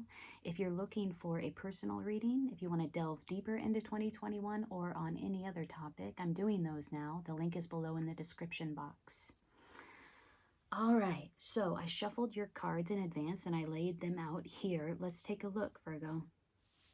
What I see here is an overwhelming theme of positivity and expansion and truth and clarity, kind of wrapped around this pursuit of something real, something in the 3D world. Look at all of these pentacles here. We have a choice made here towards the end of the first part of the year. This would be May, with the Two of Pentacles, making a decision about which way to go, which thing to choose. We have a progression of Page, Knight, and Queen around this choice that you make. We have a nice balance of different suits here. We have swords, we have wands, we have pentacles. The thing that's missing is emotions. This year, 2021, looks to be one of working very hard towards some sort of goal, overcoming some spiritual challenges or some challenges to you that will require your energy, your passionate creative energy, and logical analytical thinking in order to accomplish this goal. There does seem to be a goal that you are in pursuit of. So let's start here with January and February. We have the Empress and the Seven of Swords reversed. It seems like in the first part of 2021, you are looking to somebody who's already in a position of power, who really embodies personal power, their personal strength, to receive some sort of guidance. This is some sort of collaboration that is taking place. Like, you know, the Seven of Swords, when it's upright, represents a crafty move done singularly. So this person, without the input or involvement of anybody else, has crafted a strategy to pull one over on, you know, the enemy, essentially. And they're doing it alone. When the Seven of Swords is in reverse, it implies that this person is reaching out to others to strategize, to gain insight, to gain guidance, to get guidance about how to move forward. And I really feel like this person is looking to the Empress for information and guidance on how to move forward, on how to craft that plan, on how to craft that strategy. Here we have in March and April, two very positive cards, no matter if they're in the upright or reverse. When the Four of Wands, and this would be in March, is in the reverse, it is still a celebration. It's still sort of like taking it to the next level, but it's felt on muted terms. It's not as pronounced, or maybe not as recognized. So in March, we have you taking something to the next level. And there's some sort of ceremony around it. It's joyous, it's celebratory. Something is evolving here that makes you feel hopeful. And then in April, we have the full expression of that positivity. There is clarity here. There are so many of these cards with this bright, optimistic, sunny backgrounds. There are 1, 2, 3, 4, 5, 6, 7 of these cards, 8 of these cards with this beautiful, sunny, clear background. There's a lot of clarity here in 2021 that you have and are building, essentially. So in April, we have the full expression of whatever you've taken to the next level, the full expression of your emotion around it, and also just additional clarity where it comes to this thing that is evolving. The sun often represents celebration in and of itself. It's definitely a celebratory feeling, a celebratory approach. So that's March and April. Here in May, we have the Two of Pentacles, where you are juggling either responsibility. There's a lot of turbulence here, a lot of activity, and you are juggling this responsibility again with this approach and attitude of jovialness and celebration, fun and play. There's also a choice that is made here, and you are looking at your choices with a lightheartedness, I might add. Which choice will you make? The choice has to do with something real, between two very real options, something you can see, taste, touch, and hear. It's in the 3D realm.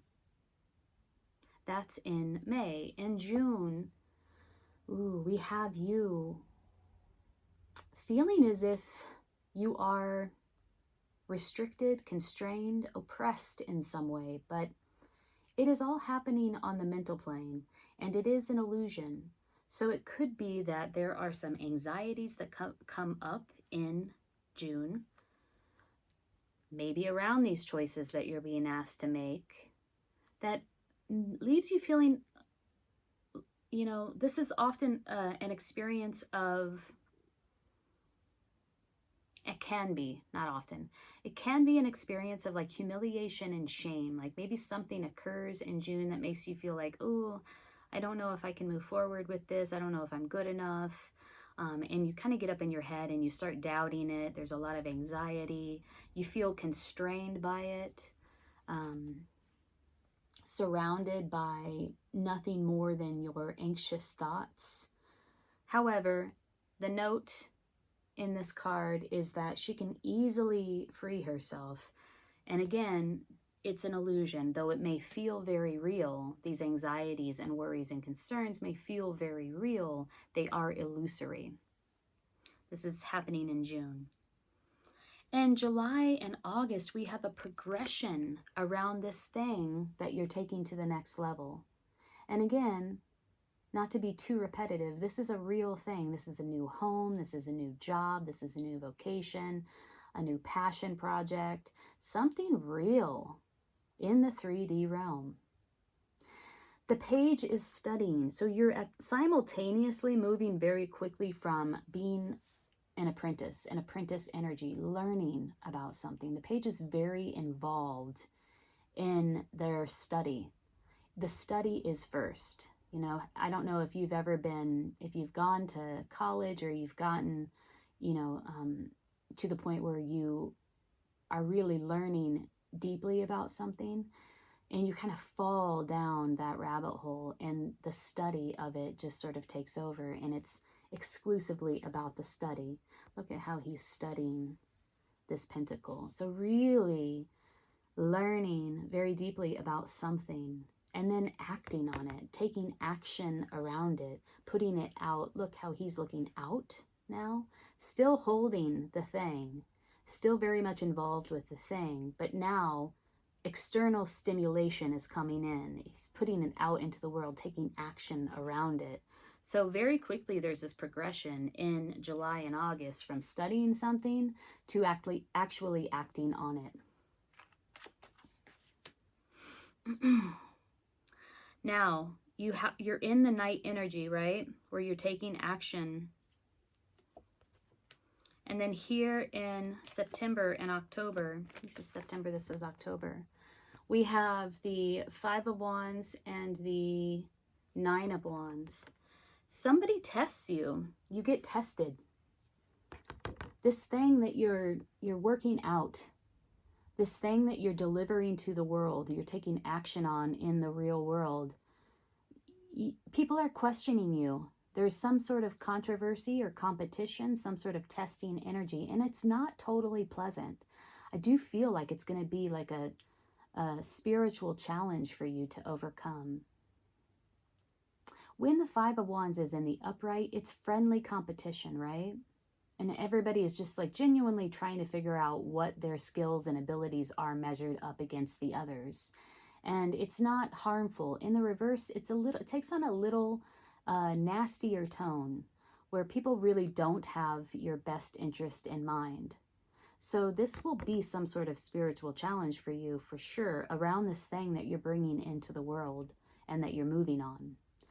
I say that as well because following the Five of Wands, we have the Nine of Wands. And this is somebody who is has a psychic wound. Look at the bandage around his head.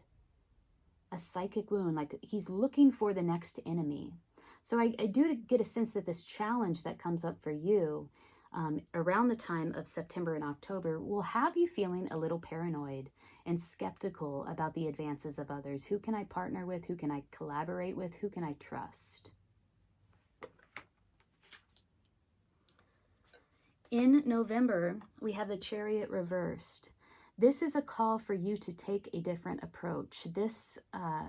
The resolution of whatever comes up in September and October around this thing that you're bringing to the world, this new thing, this real thing, you will not be able to move this forward through sheer personality and willpower alone. So this is a call for you to really look at a different approach that you might take to move this thing forward in a confident, strong way. And it really harkens back to the beginning of the year where you sought guidance from the Empress around this thing. So maybe this is somebody that you can turn to again, or an approach that you can take again in order to identify how you can better move this forward. Now, in December, we pulled two cards. We had the Queen of Pentacles that came up and the Eight of Wands.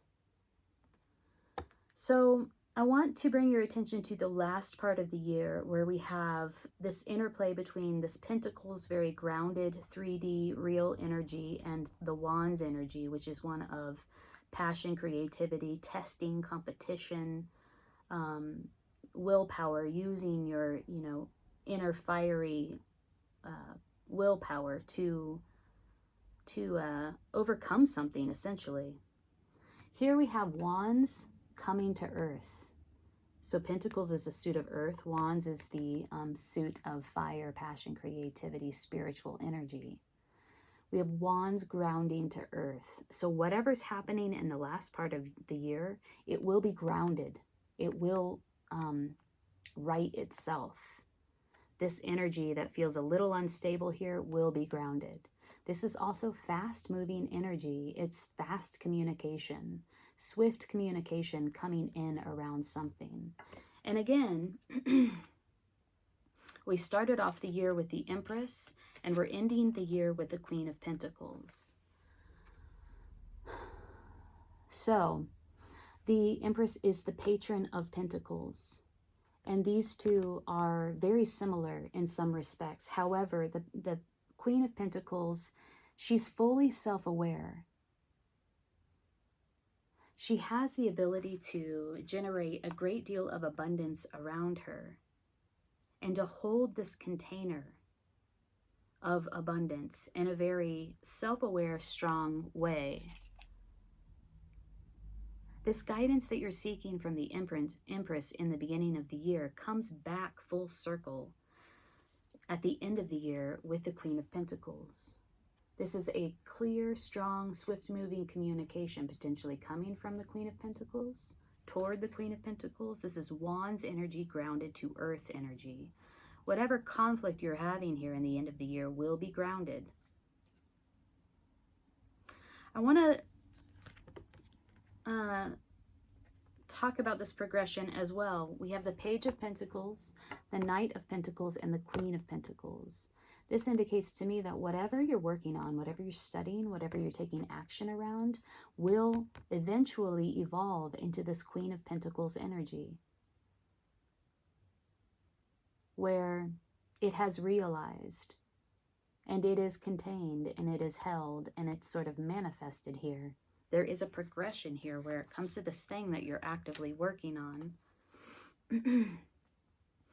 All right, so Virgo, let's pull a card of guidance for you as you navigate 2021. Overall, it looks really beautiful with all of this sunny, positive, expansive energy. You working toward a goal, hard working toward a goal. There's a progression, a very real progression.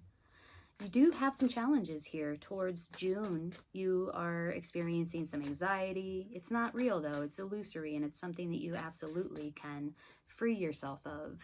And then here in September and October, you are being challenged. And it is something that you need to be aware of, and it is a spiritual challenge. It does feel like it, brings about a sense of psychic wounding. You're skeptical, you're a little paranoid. Who can I trust? Having to take a different approach, but this energy here that I just described will be grounded towards the end of the year, and you will step into the Queen of Pentacles energy with this thing that you are developing. Guidance for Virgo, please. Oh, okay. Grouse. This is aligning your intentions and your actions. It's sort of watching how you move through the world. Is your movement in alignment with the thing that you're attempting to manifest? Is your movement in alignment with your intention? Is your action in alignment with your intention? Let's read about Grouse. This is your guidance for 2021. Sacred Spiral. If you have Grouse medicine in your cards, undertake a meditation on the various qualities of movement within your world. Begin by visualizing the sun. We have the sun card in your reading. As one member of a huge group of stars swirling in the massive pinwheel shape of the Milky Way. Then draw yourself out of this pinwheel of light and into the spiraling of your own DNA's double helix. An arrangement similar to a rope ladder, coiled like a corkscrew. Analyze the way you move through your world. How do you picture yourself in the act of locomotion? What kind of reaction do you create with the energy you send into the universe? What words would you use to describe the way you move through both the material and spiritual worlds? And isn't that what we're talking about in your reading, Virgo? The material world with all of the pentacles that are here for you. The spiritual world with all of the wands cards that are here for you. The wand, the fiery, passionate, creative energy that's here for you. In the final analysis, is your movement compatible with your greatest desires and goals? Wow. So yes, I mean, that seems extremely relevant and something to, it should be like a guiding principle for you in 2021. Is my movement, are my actions in alignment with my intentions, my desires, and my goals? Are those two meshing? Yeah, I do see that very strongly here towards the end of the year with the Pentacles progressing around this idea, this thing that you're bringing into reality. The Chariot in reverse, sort of having to look at a different approach. Again, revisiting, my approach here, is it in alignment with my intentions? Is this the best approach to take? You might feel a stalling out here towards the end of the year, like, man, this isn't working anymore. I need to figure something else out. And you do.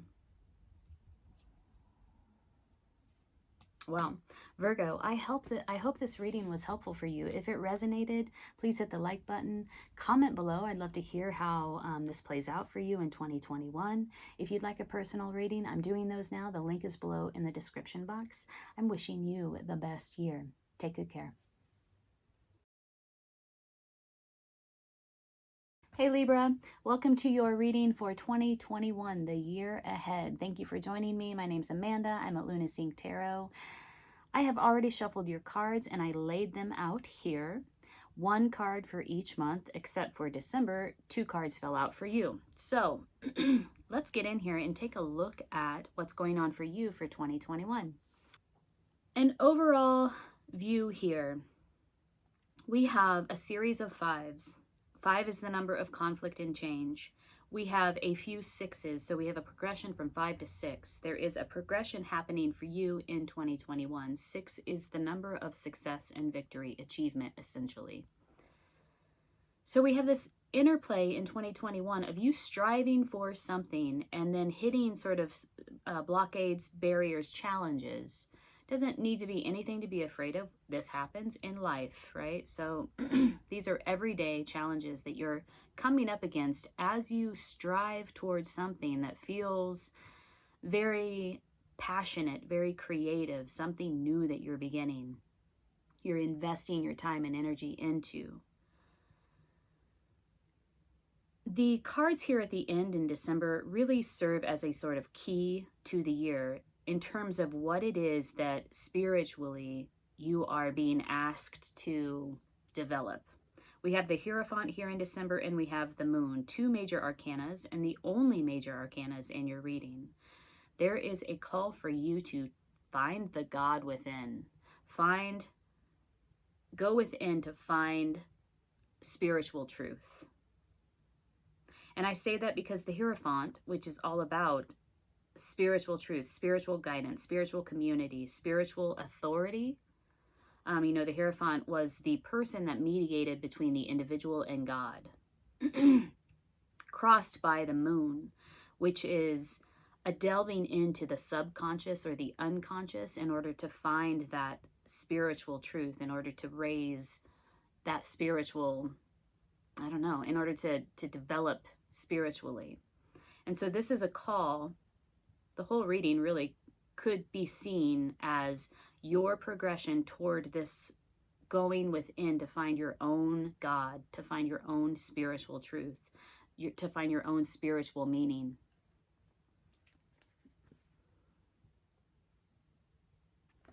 Let's start in January.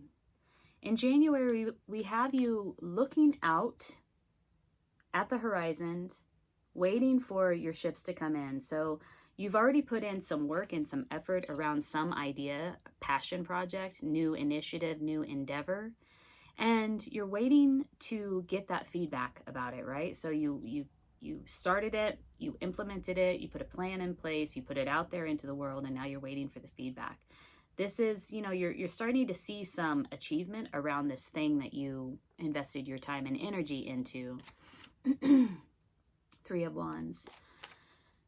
You do get to see that achievement come to fruition here, because in February we have the 6 of Wands, which is being recognized for some achievement. Success, achievement, feeling like you've achieved some sort of victory. So whatever feedback you got put you in a place where you felt victorious or are feeling victorious. In March, there's a setback. We see some sort of emotional loss, having to come to terms with and accept some sort of loss.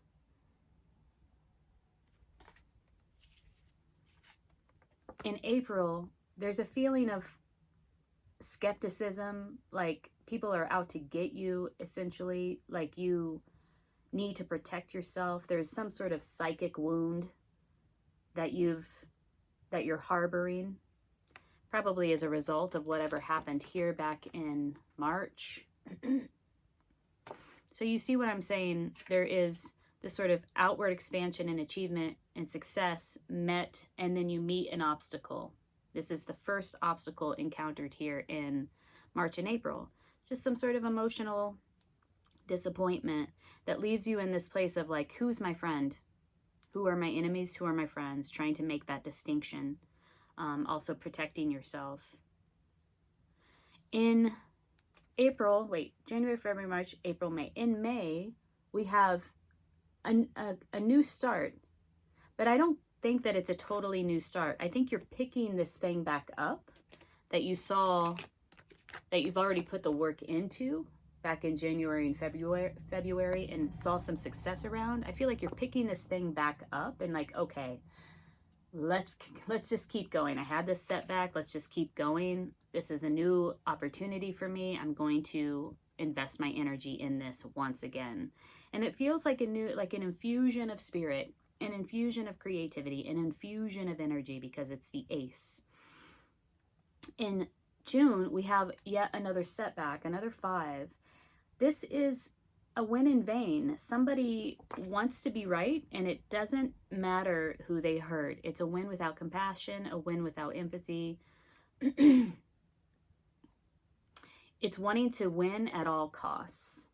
So there's some sort of conflict here that feels nasty. So this thing that you're trying to get off the ground and invest your time and energy into, I do feel like it's the right thing to do. It's the right place to put your energy. However, you're being tested. You're being tested with feelings of disappointment, feelings of paranoia and distrust and conflicts, essentially, throughout the first part of 2021. This thing, you're having to prove yourself. You're having to prove you're having to prove your energy. You're having to show yourself and prove to yourself that you know how to use this energy wisely and that you can focus on it despite these drawbacks, despite these challenges and setbacks. Because that is what this thing requires. It requires your focused investment of energy, your spirit, your creativity. We're all going to encounter these things in our life. Unfortunately, they are unavoidable because we deal with other people, right? We deal with other people and other people's agendas. However, the challenge and the test for you is, can you maintain your focus and your energy, your positive investment of energy into this thing in order to move it forward, despite the drawbacks? In the second part of the year, we have the Knight of Cups in July with the Queen of Pentacles in August, or the Queen of Wands in August and the Queen of Pentacles in September. So we have a series of personalities coming in here. This could be people surrounding you having an influence on your life at this time. It could be energy that you're stepping into. It could be both. But let's look at this. The Knight of Cups is coming in with a offering of love, and I feel like it's to the Queen of Pentacles. Either they see you as the Queen of Wands. Sorry, I keep getting these two interchanged. Queen of Wands. The Knight of Cups is coming in with an offer of love to the Queen of Wands. I feel like you're the Queen of Wands, and this Knight of Cups is somebody else coming in to offer you something around love. This is a mismatch of energy and status. The Queen of Wands is magnetic, sexy, fiery, passionate, sunny, optimistic. When she walks in the room, everybody takes notice. She's a leader in her own right. She is warm and charismatic and surrounded by a huge community, a huge network. She knows how to make shit happen, right? And this Knight of Cups is just not going to cut it. Sorry, Knight of Cups, but you're not going to cut it, because the Knight of Cups is dreamy and unfocused and in love with love. There's nothing very solid about his love offer. He's like the ultimate romantic. He's invested in fantasy, romantic fantasy, not in sort of like the nitty-gritty reality of a relationship and what it takes to build a relationship and what it takes to make a relationship happen. Now, the Queen of Wands is all about, she embodies that energy that makes it happen. And it's usually around, let me pull this away. For the Queen of Wands, that energy is usually focused towards a Wands type endeavor, which you are absolutely focused on through the first part of the year. This is a new career opportunity, a new vocation, a new entrepreneurial opportunity, something to do with passion and your creativity, and bringing that into fruition, into reality. So this mismatch is a really interesting way to start off the second part of the year. Somebody's going to come in to say, hey, I have something to offer you, and you're looking away like, no, dude, I know what you're about. Like, that is not a legit offer to the Queen of Wands. The only person who can match the Queen of Wands is the King of Wands. So, you know, enjoy your fantasy, Knight of Cups, but it's not going to materialize into reality. In September, we have the Queen of Pentacles. The Queen of Pentacles. In October, we have the Six of Pentacles. I'm going to read these two together. So the Queen of Pentacles is very akin to the Magician in that she is intrinsically tied to the natural world and therefore able to manifest great abundance around herself. The level of self-awareness that the Queen of Pentacles brings to the table is off the chart. She knows who she is, she knows how she works, and she knows how to do it. She knows how to make it happen, much like the Queen of Wands, in a different way. Like it's very practical, it's very tangible, it's very materialistic, right? Which is not to bring any sort of character assassination to the Queen of Pentacles when I say materialistic. What I mean is like the actual, you know, like you can see, taste, touch, feel it. She is magical in that way. The Six of Pentacles shows a hierarchy here of giving and receiving, generosity and receptivity. Look at this.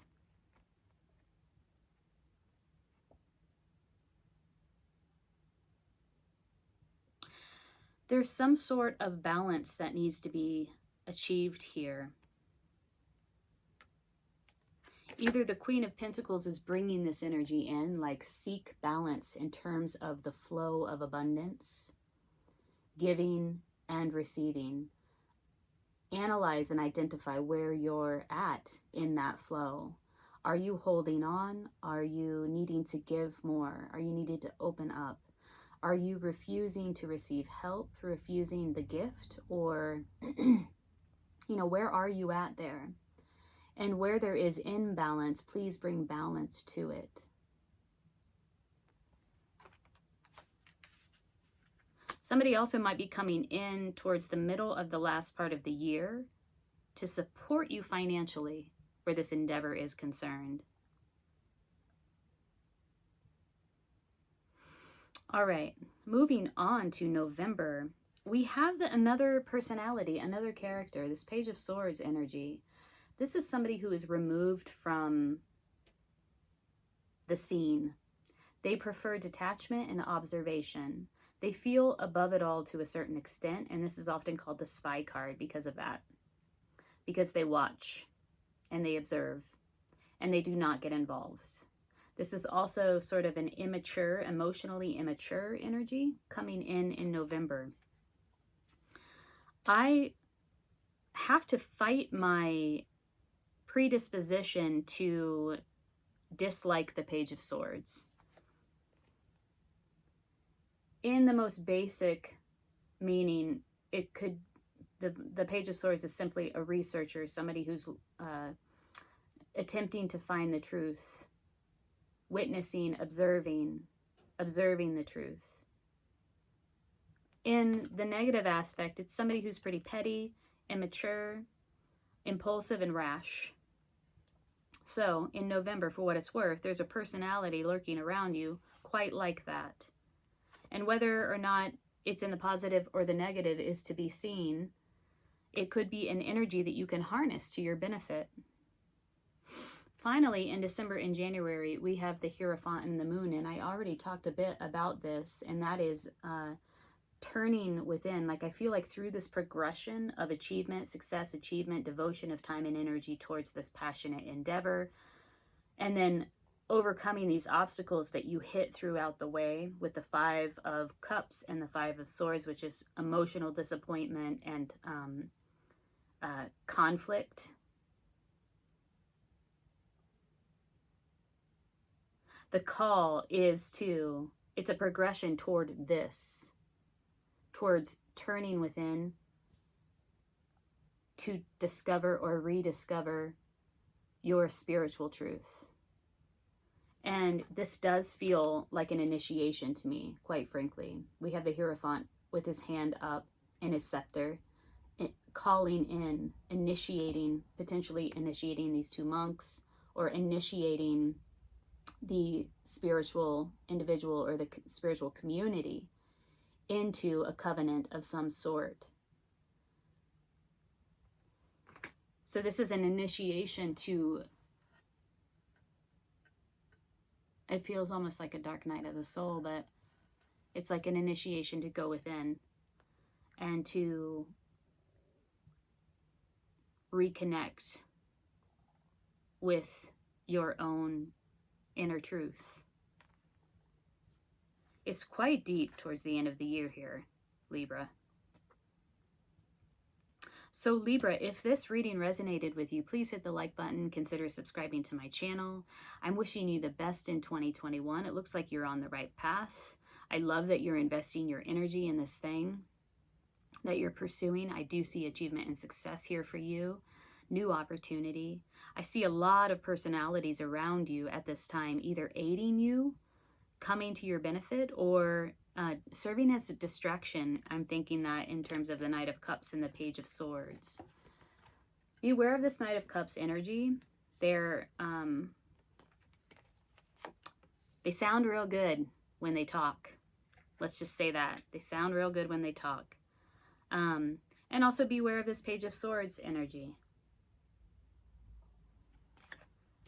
You might be able to harness the energy of the Page of Swords to your benefit. So keep an eye out for that. All right. I'm wishing you the best in 2021. Take good care. Hello, Scorpio. Welcome to your 2021 reading. Thank you for joining me here. My name's Amanda. I'm at Luna Sync Tarot, and I just want to thank you for liking and subscribing to my channel. Every like, every share, every subscribe elevates my work and also helps others to see more of it. So I really appreciate you, and I appreciate your support. Thank you so much. The other thing I wanted to mention is I am now offering personal readings. There is a link below if you're interested in a personal reading for yourself. Just look in the box below and follow that link. I'd love to connect with you. We can do that via a recorded tarot reading like I'm doing now, or we can actually connect via FaceTime, or what are the other ways? Zoom. I love doing in-person readings, and by that I mean virtually in person, but because I get to interact with you and you get to interact with me and ask questions, and it's just very satisfying. It's very fulfilling. So if you're interested in a personal reading, I am now offering those. Okay, so this is your reading for 2021, Scorpio, and when I take a look at your year ahead, what I see are periods of withdrawal and also periods of expansion. So there's like this sort of retraction and expansion energy that takes place throughout your entire year, which is very interesting. It's like going out and then coming back in. It's like going out and getting the information, coming back in and processing the information. I also see that there is a pattern of completion, final completion for you. You have 2 10s here in your reading, and that is the number of completion, finality. I also see that you have 2 8s here, which is the number of tapping into universal wisdom and infinite abundance.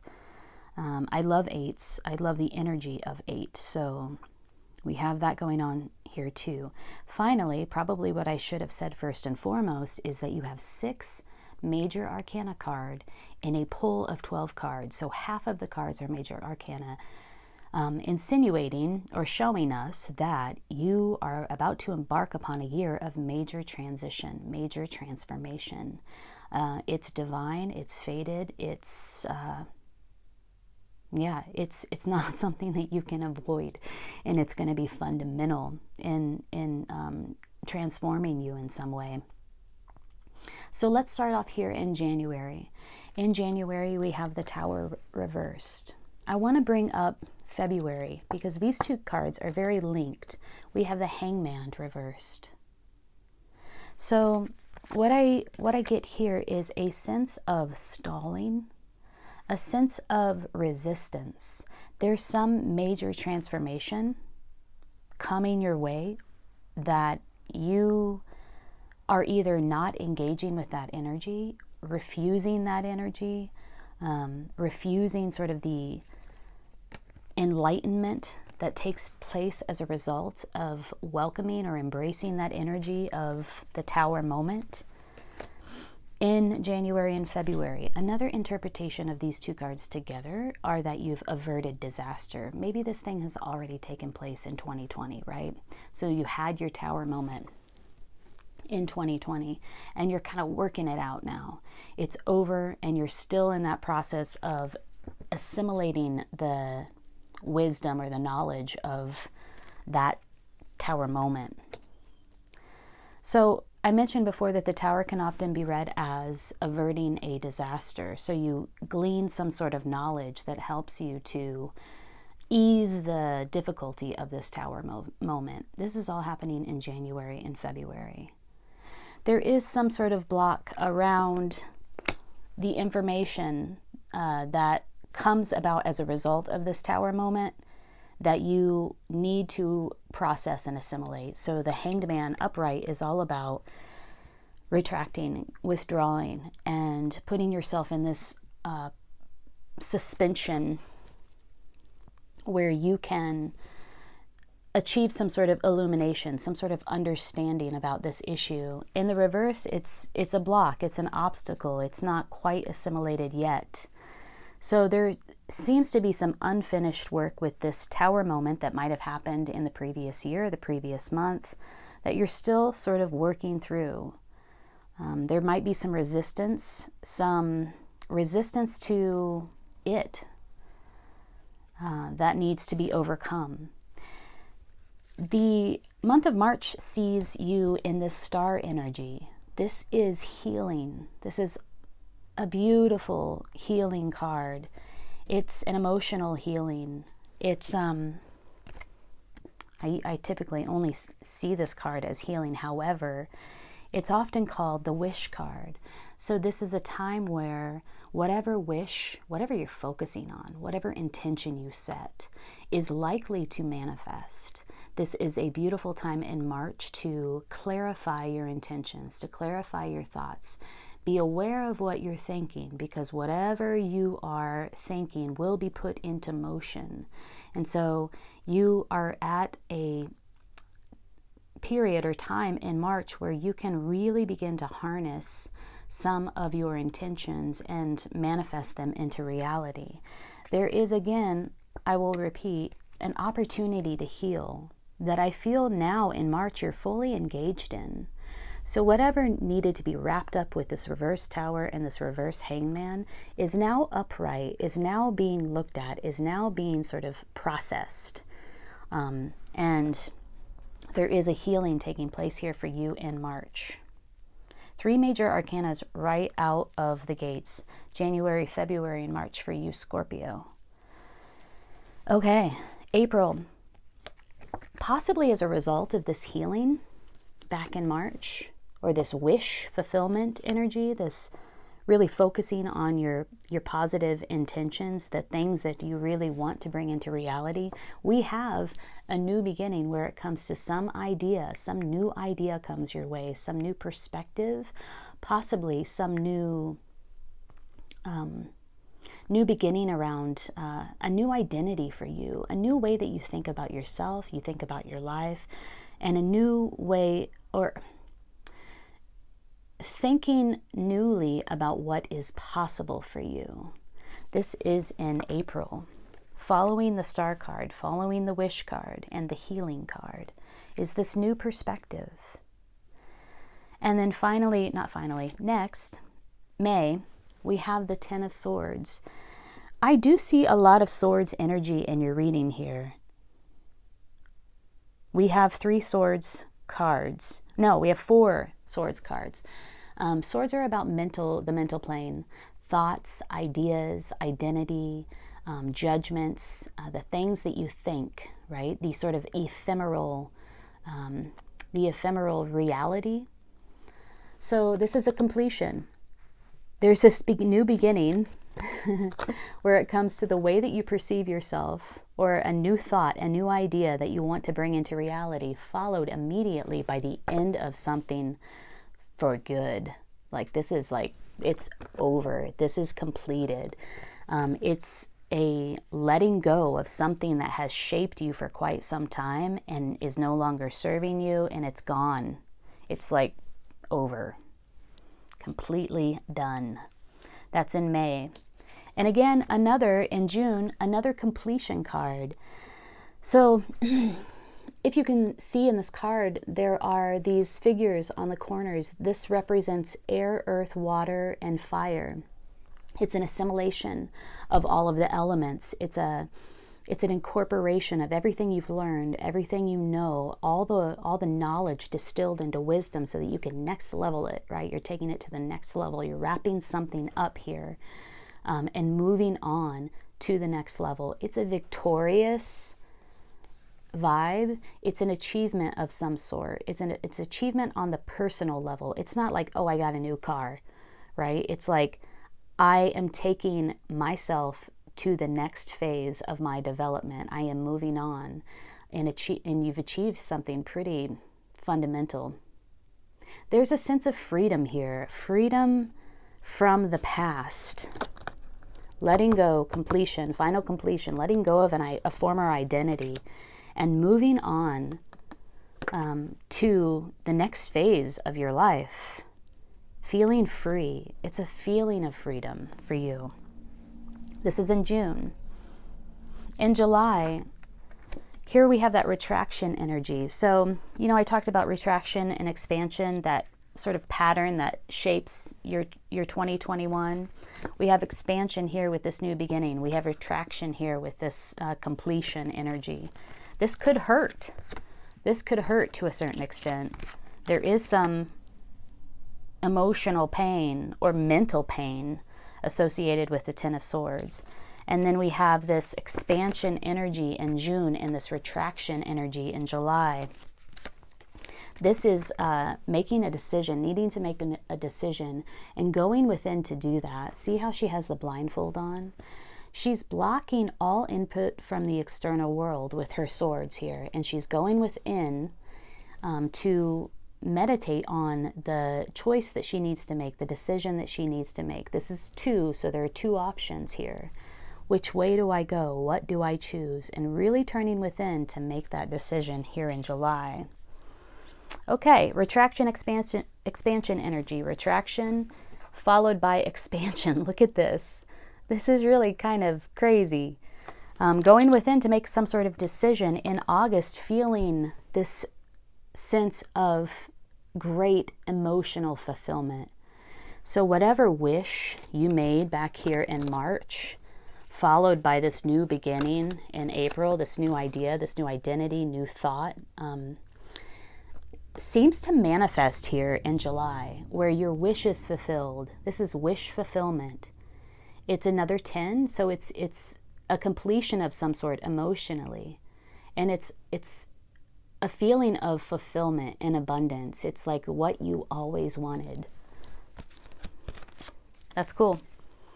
I like that for you a lot. Let me put these cards back in order. So that's in July. Again, I don't want to harp on this, but I want to show you it's pretty profound, and you can prepare yourself for this. Retraction, going within, expansion, ultimate wish fulfillment. Look at their bodies, open, their arms are up in the air. Retraction, rest, rejuvenation, going within. This is like a stop, like stop everything. Stop all external stimulation, stop everything. And it's like almost like this person is in a coma or in a death pose, right? This is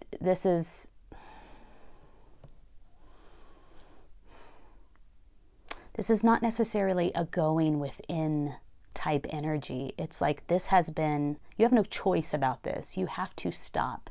You have to relent. You have to surrender. And this is like this person in the Four of Swords. What precedes that is the Three of Swords, which is heartbreak, betrayal, just like a really, really tough emotional experience that you have to recover from. Recover is the word that I am looking for here. This is a recovery. And it seems to be sort of imposed upon you. July, August, September. That's in September. In October, we have the Seven of Pentacles. This is a card of working, Eight of Pentacles. This is a card of working on your craft. Very content with working on your craft. There's something that pulls you out of this recovery mode. This is the energy that you sort of transition into in October, is a real focus on your work, a real focus on the thing that you create for the world. And there's a sense of contentment here, an accomplishment here, like I'm doing my life's work. I'm engaging in this meaningful, purposeful work.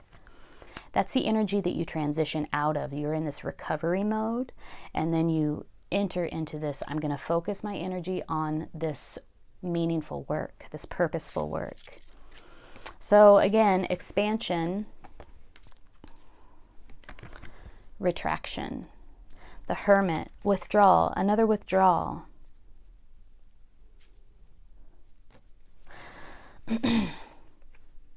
But this withdrawal is self-imposed. It's something that you want to do. It's again turning off the outside world so that you can glean your own inner insight, and then you use that insight, that wisdom, to light your way on some path. I do get the sense that you are going in a new direction.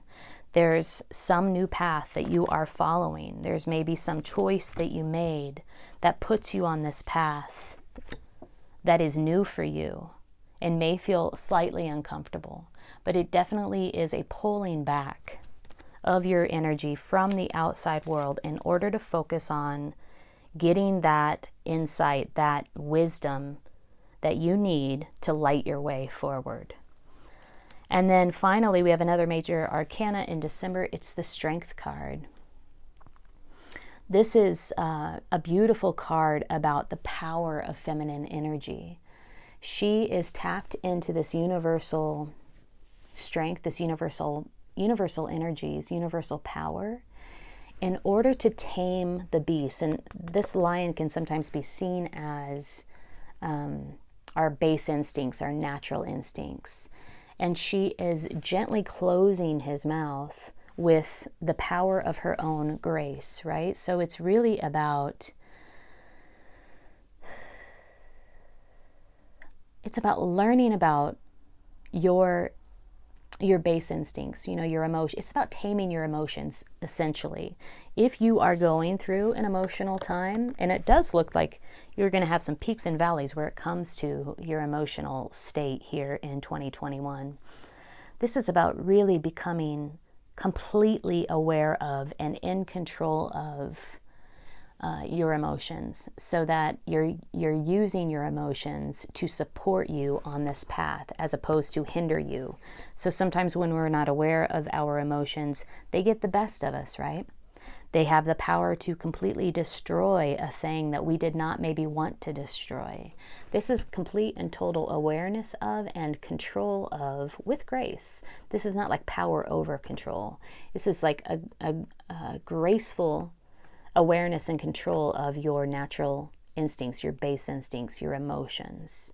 This is it's a beautiful strength. That's how you end 2021. Let's pull a card of guidance for you. I want to work with the Crystal Healing Wisdom Oracle by Judy Hall. This will be, you know, some piece of advice or guidance for you for 2021 as a whole. Like, what do you need to know in order to navigate this year with grace? With grace. Ooh, trigonic quartz. That sounds very fancy. Trigonic quartz. Scorpio, if this reading is resonating with you so far, please hit the like button and leave a comment below. I really love connecting with you through the comments. I love hearing what's going on with you, and it also helps the reading just to be spread more widely, so I'd really appreciate it. Let's see, 23, trigonic quartz, the soul's code. Ooh. Trigonics hold the secrets of the universe and rapidly... hold on, I'm getting a sip of tea. Okay. Trigonics hold the secrets of the universe and rapidly expand your awareness of multi-dimensions. Trigonics are cosmic coding for the soul. What does that mean? I have no idea. Self-understanding. You are an eternal spirit on a human journey. As a result, you may feel that Earth is not your true home, but remember that you are here for a purpose. Expand your awareness, restructuring your physical and subtle bodies, beliefs, and realities. Birth your soul fully on Earth if you feel alienated. Meditation triggers your soul's full potential and purpose. In reintegrating fragments of your soul, you bring about wholeness. I wonder if that's what that retraction expansion energy is about, because every time you retract, it's like you're going inward and doing the work. Going inward with the Two of Swords. Going inward with the Four of Swords, a recovery. Going inward with the Hermit. Recognize the multi-dimensional breadth of your own soul. Remain honest to achieve success. Reach beyond apparent reality and karma. Let go of conflicts. Renegotiate soul contracts. Heal soul traumas. And the etheric blueprint. Expel toxins from the physical and subtle bodies to download higher frequency spiritual energies and integrate the light body. The healing insight is your soul provides everything you need for well-being. The frequency is extremely high. The chakra is Soma, which is mid-hairline, Alta Major, Soul Star, and Stellar Gateway. The timing is Aquarius and Pisces, and the soul path is evolution to highest dimensions. I mean, you got 6 major arcana here, so there's some big evolution happening for sure in 2021 for you, Scorpio. You are the deepest of the signs. I want to pull a medicine card for you too, another piece of guidance. I don't know, maybe look into getting some trigonic quartz, meditating with the quartz. I've not ever heard about trigonic quartz. I don't know if it's readily available. You might. The number is 23. 3 plus 2 is 5. That's a number of conflict and change, transformation. And then we have turtle, earth energy. We also have lynx. This was upside down. Let's quickly read about Turtle and Lynx, because I think there's a little piece of insight here for you. Turtle, Mother Earth. Oh yeah, didn't that Trigonic Quartz card just talk about like how you don't feel like the earth is your home, like you don't feel totally comfortable on the earth? And so maybe this is sort of making amends with that feeling. Making amends is not the right word. Resolving that disconnect potentially. Yeah. If you draw the Turtle card, it augurs a time of connecting with the power of Earth and the Mother Goddess within. This is a reminder of the ally you have in Mother Earth. It does not matter what situation you've created, ask for assistance and abundance will follow. So yeah, there's this emphasis on like, hey, the Earth energy is your ally. Make friends, make amends is what I said before, with your feelings about the earth and your place on the earth. Harness that earth energy in order to create abundance. Remember when we were talking about the wish card here, the healing card? This is a healing card and a wish card, and look how she's out in nature. So there's some healing that's happening here. There's also some sort of opportunity to bring into your reality this abundance, this emotional fulfillment, your dreams coming true. And it has to do with harnessing that earth energy. That's pretty cool. All right, let's read about Lynx reversed. What little message does the Lynx have for you in 2021? Secrets. If Lynx has appeared in the reverse position, it's time to shut your big mouth. Something you are jabbering about has let the cat out of the bag. Are you defiling a sacred trust, or have you broken a promise to a friend? If not, you may have pulled a good boner on yourself by blabbing your latest idea to a friend or a competitor. So that retraction energy, right? Shut your mouth, go within. Latest idea, your greatest latest idea. This is a new idea. Be quiet about it. Watch your tongue and see if you are able to refrain from gossiping or talking about your latest romantic conquest. Look and see if in your present state you are able to listen and truly be interested in someone else's stories or ideas.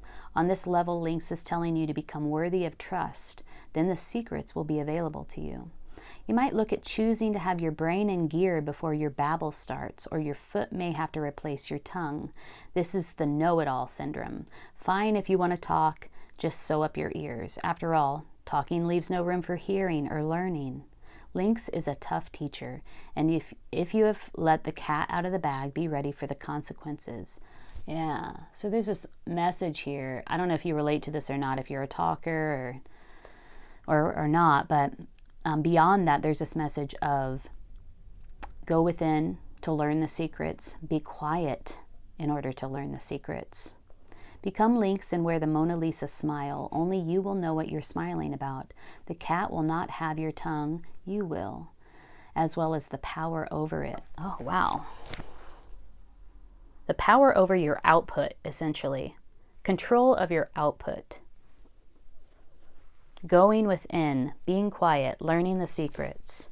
Connecting with earth energy in order to create abundance in your life. Wow. Okay, Scorpio, if this reading resonated, hit the like button. Subscribe to my channel. If you want a personal reading, click the link below. 2021 looks like a pretty intense year for you. Going within, expanding outward, going within, expanding outward with some...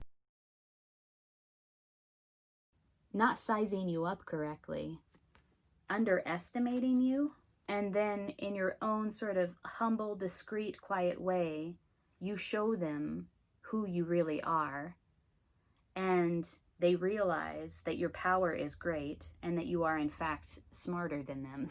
I love that. Hi Sagittarius, this is your reading for 2021. Thank you for joining me. My name's Amanda. I'm at Luna Sync Tarot, and I've already shuffled your cards. I've laid them out here. So let's sync up. Let's jump right in. If I'm taking a global perspective of your year, Sagittarius, what I see is this vacillation between letting something go, picking up something new, making progress, experiencing delays, obstacles in the road, frustrations, and then getting some assistance from the universe to move you forward on this new endeavor, this new initiative, this new thing that you are picking up in 2021. It has to do with a passion, some sort of creative passion, some sort of creative endeavor that you are pursuing, and also kind of working out the psychology behind that, because I do get a sense that there is reticence, withdrawal, reluctance, confusion, and frustration around this thing. It's not all bad though. I mean, that is what happens, right? When we pick up something new, we're learning something new, we're pursuing something new.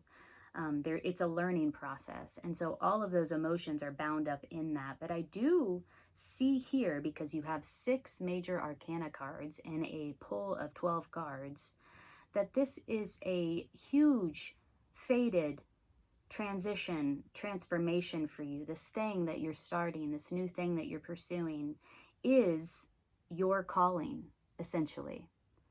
So let's dive right in here to the individual months. In the month of January, we have you at the end of something. This could be an old profession, an old job, an old vocation, something that you've invested a lot of time and energy into that no longer serves you, that has really taken a lot out of you, has taken a toll. You are laying this down.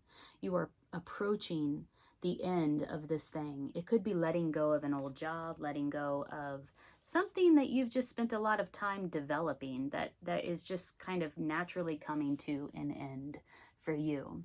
It feels very burdensome. It can feel very burdensome. It can feel very exhausting. Energetically, it has taken a toll, and you are just feeling like you have nothing left to give to this thing. In February, we have a completion. This is a final ending, and I believe it's an ending of this thing. I believe it's this thing that you're dropping, that you're letting go of, and there's no going back. It is the end. It's a shedding of a skin. It's a shedding of a former identity. And with every ending, there's a new beginning. So in March, we have the world reversed. Reverse. The world in reverse. So this is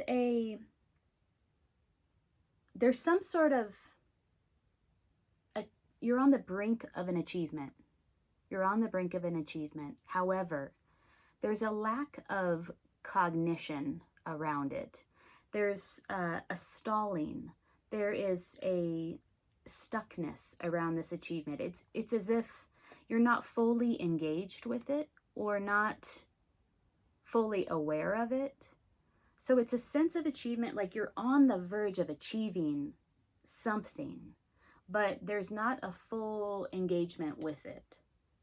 And I say that too because in April we have the 4 of Cups reversed. And this is a withdrawal, an emotional withdrawal, shutting out the external world in order to get at something.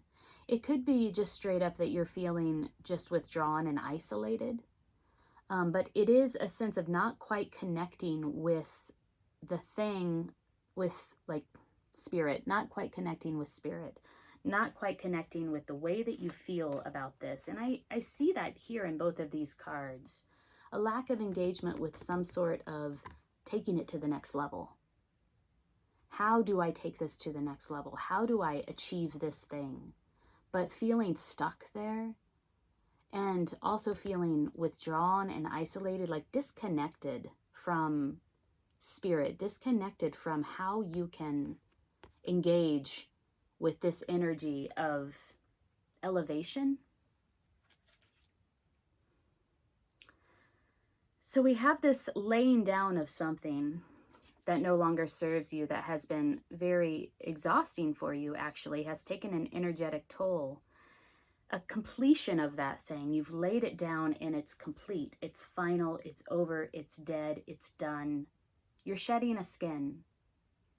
A new beginning awaits. However, there's a lack of engagement with this like leveling up, this cosmic leveling up that is at your doorstep.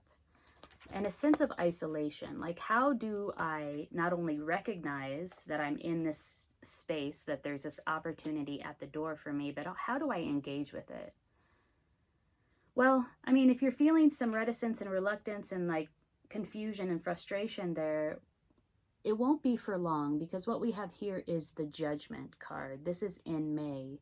When you're starting to reawaken, it's a rebirth. It's a complete and total reawakening to your purpose. It's a calling. Reawakening to your calling. That's happening in May. And then in June, stepping into your power. It's almost as if you're like, hey, I see the path forward and I know how to do this. I have the skills to generate this wealth.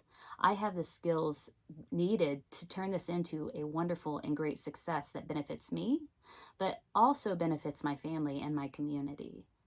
So we're stepping into the King of Pentacles energy around this thing, this new initiative, this new endeavor, your calling, essentially, in June. In July and in August, what we have here is some sort of hidden agenda that serves as an obstacle on your path, needing to find a way to navigate this obstacle in August in order to move forward in a strong and powerful way. So watch around the time of July and August, watch for the motivations, the ulterior motives of others, and consciously engage with deconstructing and moving them out of your own way, because I do get a sense that they could serve as some sort of obstacle to your trajectory forward with this new initiative, with your calling, with your purpose. Here in September, we have a turning point. So the obstacle, if that is in your path, does not stay an obstacle for long. We have a turning point, a fated turning point in your favor, the Wheel of Fortune. So somehow you're able to find, maybe with some assistance from the universe, able to find a way around this obstacle in your path, and now are able to move forward in that strong, confident, powerful way. You have a lot of assistance from the universe, from spirit, however you perceive that, coming in to support you. We have the Death card, which is like, yes, we will support you with sloughing off this old identity. We have the Judgment card coming in May that's like, okay, we're going to sound this horn because you are not connecting with this. So we're going to sound this horn and wake you up to your calling, wake you up to your purpose. We have the High Priestess and the Chariot in reverse, where the universe is really showing you how to navigate sort of these obstacles and these hidden agendas and stay the course, stay the course. The Wheel of Fortune comes in and shows you the path forward, a turning point, like, oh, hey, yes, there it is. There's the path. Get on the path. This is the wheel turning in your favor. And so then in October, November, and December, we have the Ace of Wands reversed. We have the Knight of Wands reversed. And then we have the Nine of Swords reversed. Let's take a look at the Ace of Wands and the Knight of Wands reversed here in the months of October and November. It's like you know what this thing is that you're pursuing, your calling, your purpose, your passion. You know what it is. There is a swell of ideas around how this thing could manifest, but you feel stuck with implementing it, right? How do I get this thing off the ground and going? That's the Knight of Wands reversed. It's almost like you need to, there's a clarification that needs to happen in order to move forward here. The thing is on your doorstep. You're aware of it, you understand it. You have so many passionate creative ideas around it bubbling up to the surface for you. But there is a lack of understanding about how to take it forward, how to move it forward. Again, we've seen this all through the year 2021. And I do want to re-emphasize the fact that this does not mean that you're going to have a bad year. This is a learning process. There's ups and downs with every learning process. This is life. As you know, we go through this on a constant, regular basis, this sort of expansion and retraction energy, on a day-to-day basis, on a month-to-month basis, on a year-to-year basis. This is normal to experience as you work through bringing something into fruition, essentially, manifesting something. So yeah, in October and November, there is a sense of like, oh my gosh, I know what this thing is. I have so many ideas around it. I'm excited about it, but I'm also like reluctant to engage with it. And I feel slightly removed from it, detached from it, and stuck around it.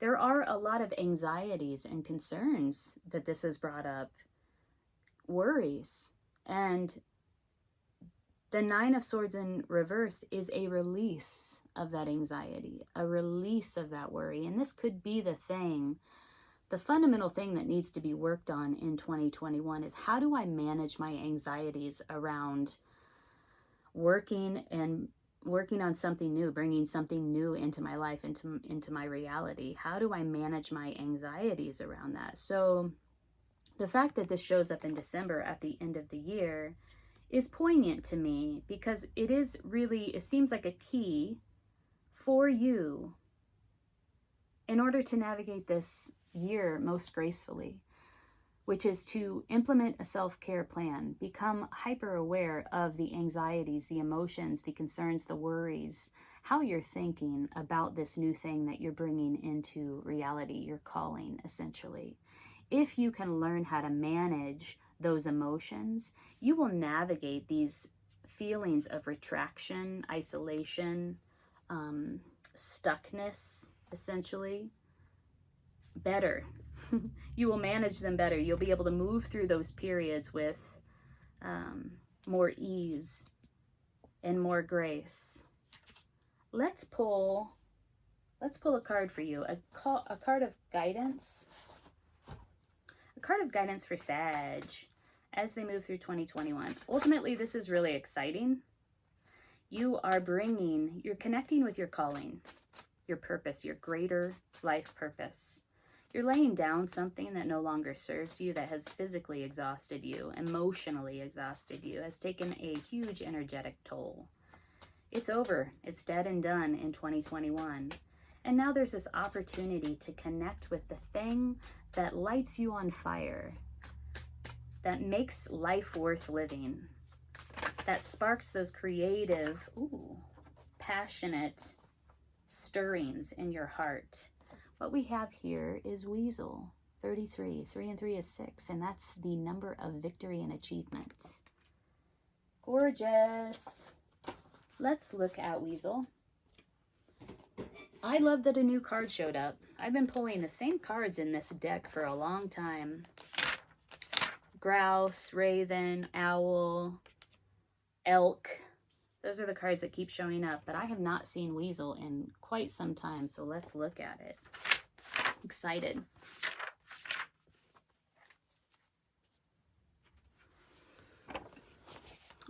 Oh, here, let me hold this up for you while I read so you can see it.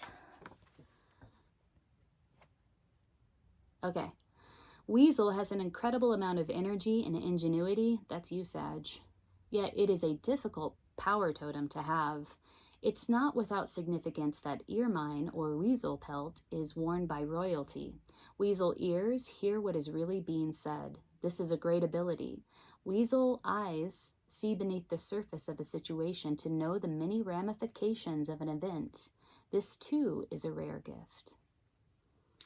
Weasel fur changes color with the season. Silent Weasel has many lessons to teach you. Weasel could confound Great Spirit, pick Great Spirit's pockets, and then leave Great Spirit contemplating the divine navel. If this is your personal medicine, your powers of observation are keen. You seem to be saying, leave me alone and I'll do the same for you. You might even look a bit guilty at times due to what you know from observing life. You may be a loner, hiding yourself away from others, or perhaps even a recluse. You are a powerful ally to have in any business organization since you can see what the competition is doing. People may make a great mistake in sizing you up since they do not immediately see your powers. But the first time they try to outsmart you, they will soon learn that your intelligence is greater than their own. Look to weasel power to tell you the hidden reasons behind anything. Some people are put off by weasel medicine, talent, and abilities, but there are no bad medicines. We all have power, or we would not be here to heal Mother Earth. Perhaps if you have weasel power, you could use your secret gifts for the good of all. Observe who or what needs attention or a solution and offer your assistance in your own quiet and discreet way. That's weasel. Well, that's very interesting.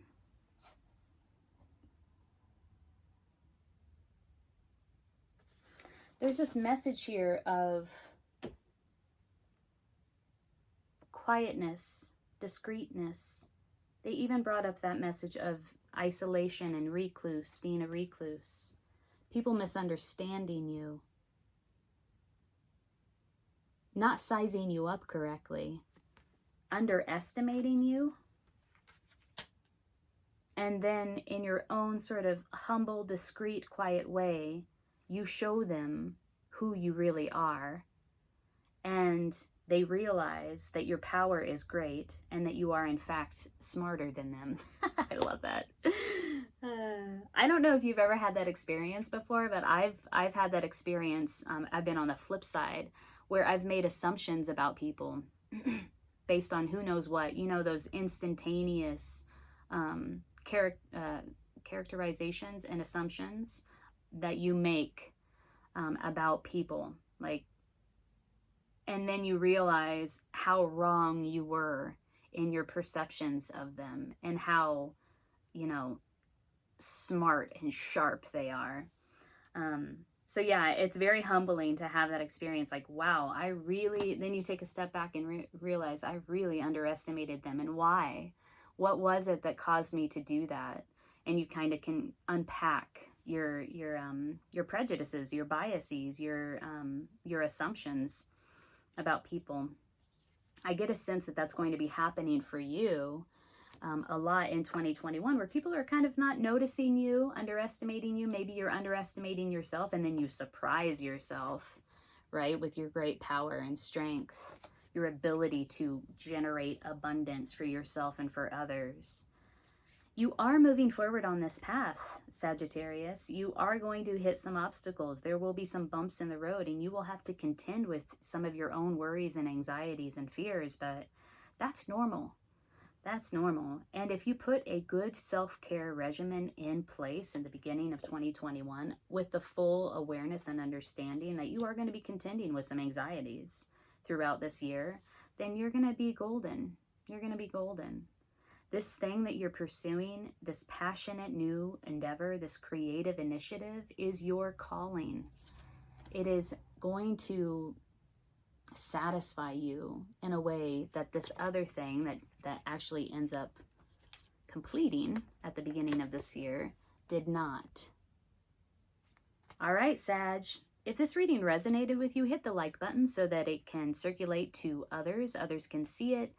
Your support in that way helps to elevate my work, helps to give my channel visibility, so I really appreciate that. I appreciate your support.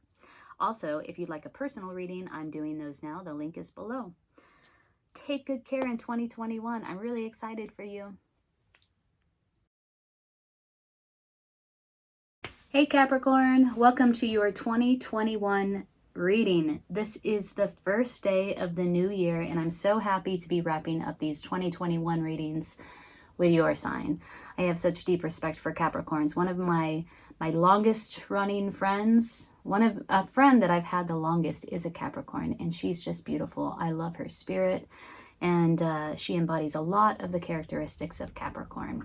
Capricorn, I wanted to tell you that I'm going to be giving away a free tarot reading for your sign because it's your birthday month.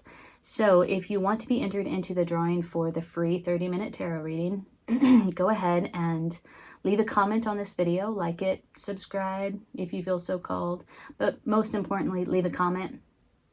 You can leave a comment on this video for Capricorn, the 2021 Capricorn reading. You can leave a comment on the January 2021 love reading for Capricorn, which has already been posted. I'll link it. And also you can leave a comment on the general tarot reading for your sign for January 2021. It has not been done yet. It'll be done in a few days, and keep your eyes peeled for that. So yeah, leave a comment to enter into the drawing for a free 30-minute tarot reading for Capricorn. I'm going to be pulling names on the 15th of January. Okay, so with that being said, this morning I pulled your cards. I meditated on them. There are 12 cards here for each month of the year. What I see, I'm going to take a step back and look at this from a distance and kind of describe to you what I see the general themes are.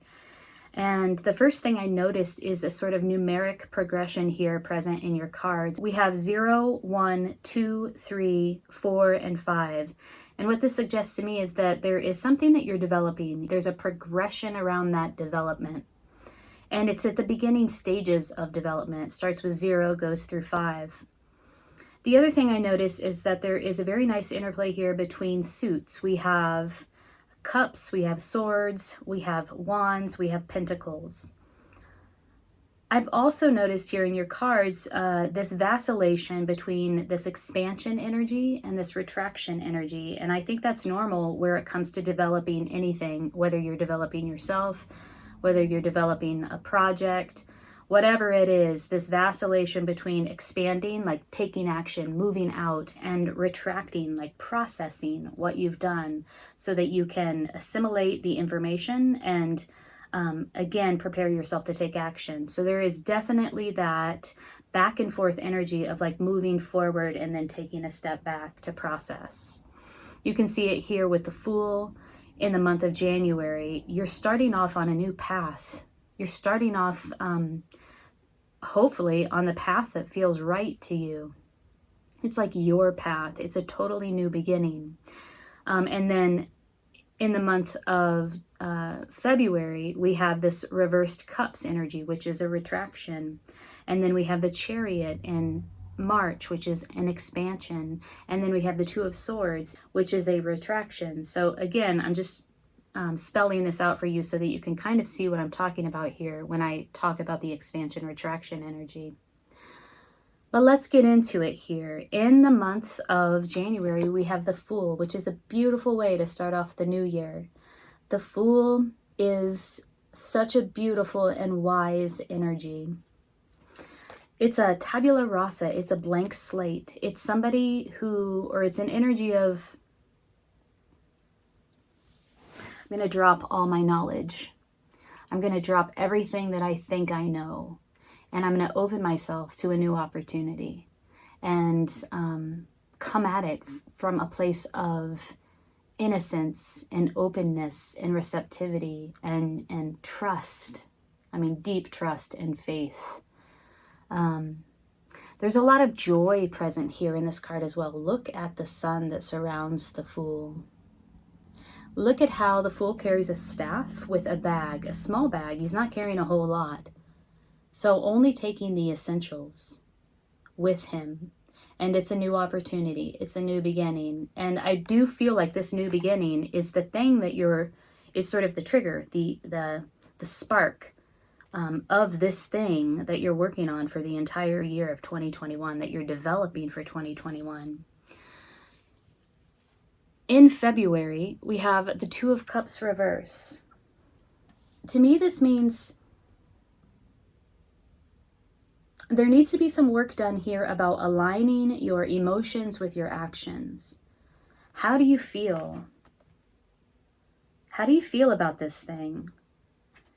And using the emotions or integrating the emotions with the actions. So you might hear me say this quite often when you are trying to reach an objective or accomplish a goal or manifest something into reality, bring a dream into reality, into fruition.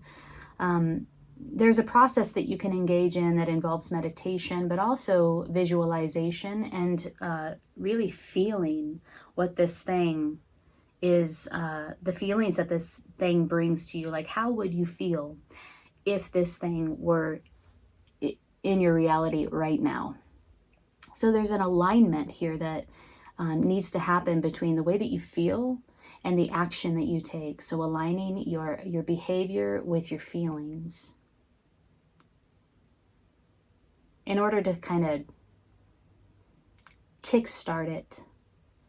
So food for thought, in February, there's an alignment between your emotions, the way that you feel, and the way that you behave, your actions, that needs to occur. It's like you're thinking about this. You're sort of doing the work of that alignment in February. In March, we have that alignment taking place with the Chariot. Look at how the Emperor in the Chariot has aligned these opposing forces, right? And there's something about aligning these opposing forces that allows the activation of his will to move this thing forward. The Chariot really moves things forward through the sheer force of his personality, or somebody who embodies that Chariot energy is moving something forward through the sheer force of his or her personality, through their will. Okay, so the work that happened here in February is successful to a certain extent, in that it has aligned these opposing forces. You have aligned your emotions with your actions, and now this thing is moving forward in some significant way. The other thing I wanted to mention that I failed to mention at the beginning is that there are 5 major arcana here in this card, or in this spread, a pull of 12 cards. Nearly half of the cards are major arcana, so this does indicate a significant transformation, transition, development of some sort in your life for 2021. And I just remembered to mention that because there's the Fool at the beginning, and then there's the Chariot. Here towards the end is the Judgment. We have the Tower. We have a lot of major arcana happening. January, February, March, April. In April, here again we have a 2. Remember when the 2 came up in February in reverse? The 2 of Swords came up in reverse here as well. There's some sort of deliberation happening up here in the mental realm. There is a block, and it could be a self-imposed block, like you're intentionally taking the time out to really understand the truth, how you really think about something, what the truth is at this point in April. What is the truth? Blocking out external stimulation in order to go within and find that truth. You are successful in doing that. Could be that there's some decision that needs to be made in April as well, and the decision is made in May. You do come to the point of making a decision. This is a lot of clarity happening here. It's also a new way of thinking. Aces are always new beginnings. And Ace of Swords for me means like a new way of thinking about something, a new belief system, embarking on a new idea of some sort. And there was this time out that you took, which is very interesting. It comes after the Chariot, which is this like powerful movement forward, and then a timeout, like a block. Like I'm blocking external stimulation, what everybody else is saying, so that I can get to the truth of how I think about this thing. What is the truth for me? And then again, woof, this expansion energy, like, okay, this is the new thing. This is the new idea. This is the new way of thinking. This is the new perspective. And I'm moving forward with it. It's in May. Now, here's another pullback for you in June. There is some call for you that involves you, again, another awakening. I feel like this is an awakening on a more minor scale, obviously, because this is the major arcana, this is the minor arcana. it's almost like the universe wants you to move deeper into this new way of thinking, deeper into this perspective, and awaken even more to this new way of life, this new way of thinking about this project or whatever it is that you're working on here. Ace of Swords also has to do with imagination. And there's some resistance to it, Capricorn. There's some denial of the call.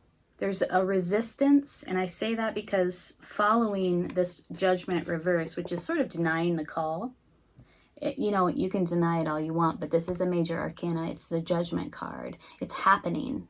So, you know, go with it if you can here towards the middle of next year, June and July. There is some sort of retraction, some denial of the call, some pulling back.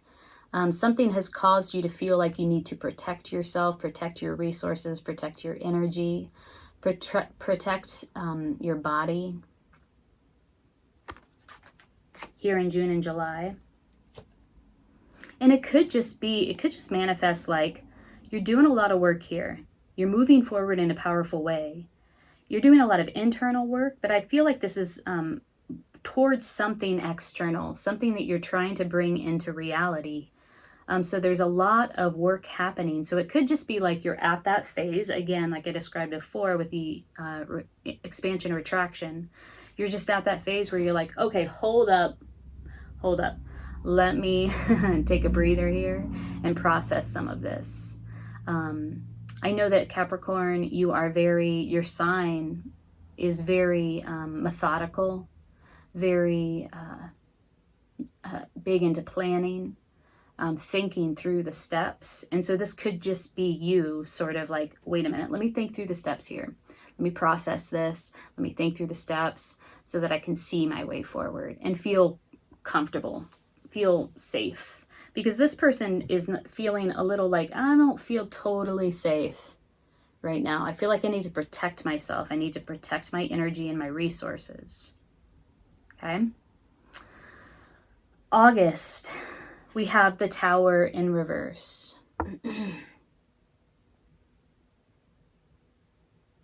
Okay, so this card is read in a variety of different ways. It could be a disaster averted, right? And it could be that this retraction energy here in June or July has allowed you to take the introspective approach that you need, the reserved, the conservative approach that you need in order to avoid something that was coming that wasn't, that was potentially unpleasant. This is also read as there's some sort of illumination that wants to come through for you, Capricorn. There's a call to deepen your understanding of this thing here. This new idea, this new perspective, new way of thinking, new belief system, deepen it. There's a call there for you to deepen it. And then there's like, no, I'm going to take my time with this. I'm going to hold on to what is mine. I'm going to protect myself here. I'm not feeling on solid ground. I need to create a container for myself where I can feel stable and safe and secure in order to move forward. There's, again, a resistance to some sort of illumination, because the Tower moment is ultimately about a flash of illumination. An awakening to a new understanding, right? Okay, so that brings us to September. We have the Queen of Cups.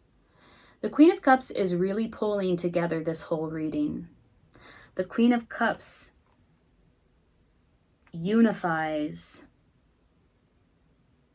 emotions, imagination, and action in order to manifest a creative dream. So there is, throughout this entire reading in 2021 here for you, Capricorn, a unification of your emotions with your action, an alignment of opposing forces. There is a new way of understanding something, imagination, right? A new way to think about something, employing your imagination in order to move forward in this progression toward the thing that you're working to develop. So, emotions, imagination, creativity, and action. The Queen brings all of that together when she manifests her dreams. Okay? I feel like that's what you're doing here, Capricorn. It's deeply metaphysical work, but I also feel like it's towards something that is very physical. When I say physical, I mean like present, tangible, practical in the 3D world. You are Capricorn after all. Whatever you work toward is going to be real. So, but there's this internal work that's happening, and it's about alignment. It's about alignment of those things, the emotions, the way that you feel about it, right? Your action, your behavior in the world, aligning those two so that it's very effective. And then imagination, the way that you think about it, your thoughts, your philosophies, your imagination, aligning all of those with action to manifest this real thing, this thing into reality. So Queen of Cups is sort of the synthesizer here of those things for you. And this is happening in September. October.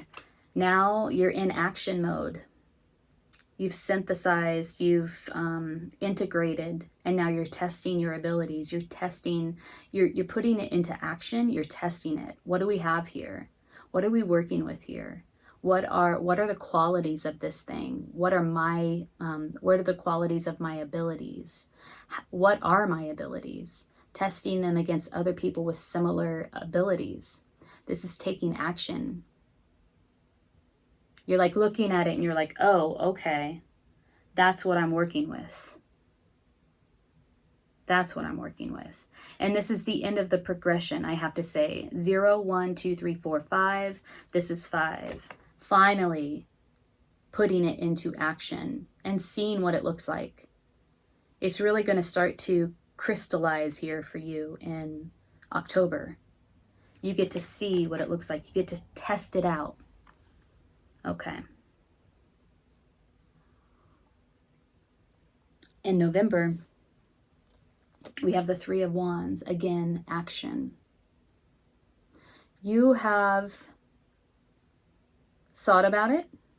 You put together a plan. You implemented the plan and the strategy. You put it out into the world. And now you're standing very solidly on the ground, looking out, waiting for feedback. So here, before, you're testing it. Like, I want to know, I'm testing it. I want to know what this thing is about. Now you're putting it out into the world to further test it, to see what the world thinks about it, right? See what other information you can gather. But this card too is about fire, it's about earth, and it's about water. So again, a synthesizing of emotions with action, that earth energy and that fire energy. Like that emotions with the fire energy, the action energy, grounding it into reality. That's the earth energy. Okay, so I would say towards the end of 2021, whatever you're working on here, whatever you're building, whatever you're developing is starting to come. You're starting to see it. It's sensorial, like not only see it, but like there's been work done here and now it's like a full-blown thing. Not full-blown, nothing is really full-blown, but it's full-blown in that you can see it, you can feel it, you can, it's real. Okay?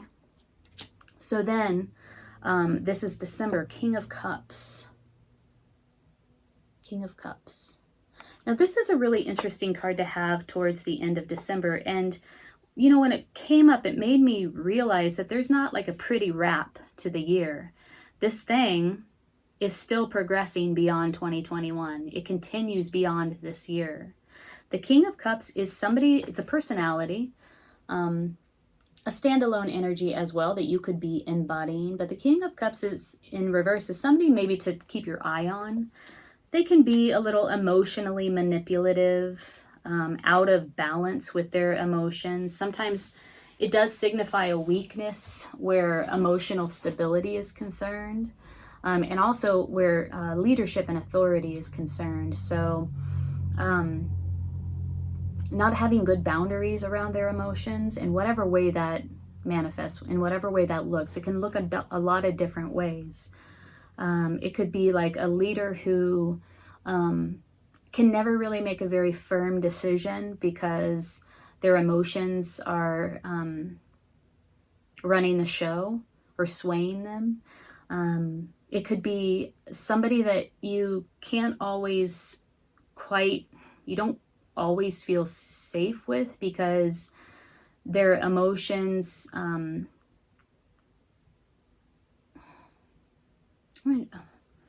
do I say this?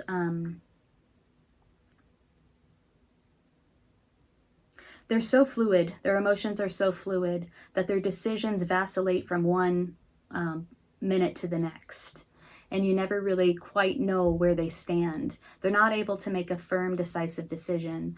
And when you're in a position of authority or leadership, that's what you're called to do. You're called to make decisions that are solid, that you can stand behind, that you can back up, right?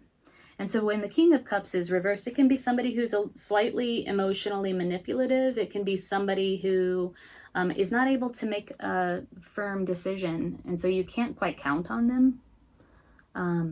It could be, too, just a matter of here you are in this position of leadership and authority, and your emotions are out of balance. You're not quite in touch or connected with your emotions. And so if that's the case, we're back at this place of like, how do I feel about this? And, you're doing this work throughout the entire year of 2021 with really becoming aware of your emotions and then aligning your emotions with your actions, aligning your emotions with your thoughts, with your actions in order to manifest this thing. So this could be, again, having to step back and take a time out to do this work, to really get your emotions contained. This is, when the King of Cups is upright, it's emotional mastery. This is not repression of emotion. Emotional mastery is not repression of emotion. It's about creating a container for your emotions so that you can do magical work in the world. And that container also means that you're very aware of your emotions and you're tapping your emotions, and to do that magical work. To do your work, your emotions make you more effective. The King of Cups in reverse is just a call for you to get your emotions contained, right? To level up. There's a new level of emotional mastery that you're being called to attain. All right, Capricorn. Let us pull a card of guidance for you for 2021. What will we use? Let's use the medicine cards here. Capricorn, if this reading is resonating with you, please hit the like button. Helps the video to circulate amongst others, supports my channel, and I really appreciate it. If you haven't already subscribed, consider subscribing. I'd love to have you here. And also leave a comment below, especially if you want to be entered into the drawing for a free 30-minute tarot reading for your sign, for your birthday month, okay? All right, so let's take a look at this. We want a card of guidance for you for 2021. I do feel like one of the challenges for you in this year is to work through your resistance. It's natural to have those periods of retraction. Okay, grouse came out. I feel like I need to get a new deck because look, this one's bent. Literally drops out every single freaking time. So I'm going to put it aside. But I am going to tell you the meaning. Shit. Grouse, because it's so relevant, grouse is about aligning. It's about the sacred dance.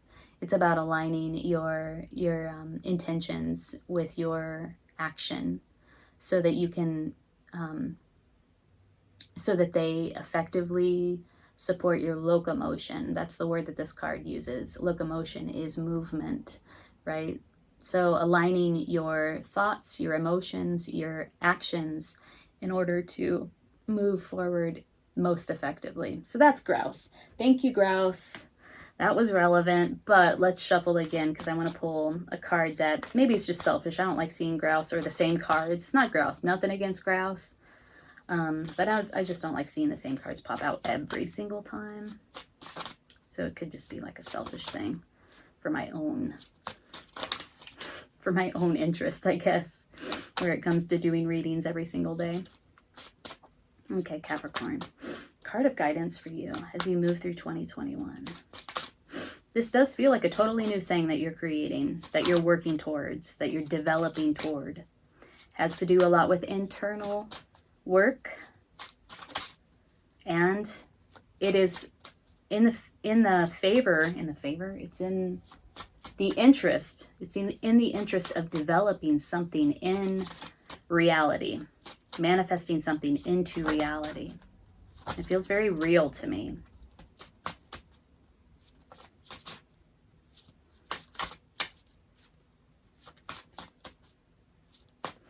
There are these points here in your reading, in your year, with the Judgment reversed and the Tower reversed, where there's a resistance. So one is in June, one is in August. Sort of resisting this awakening, resisting this flash of illumination. So just be conscious of that. Two.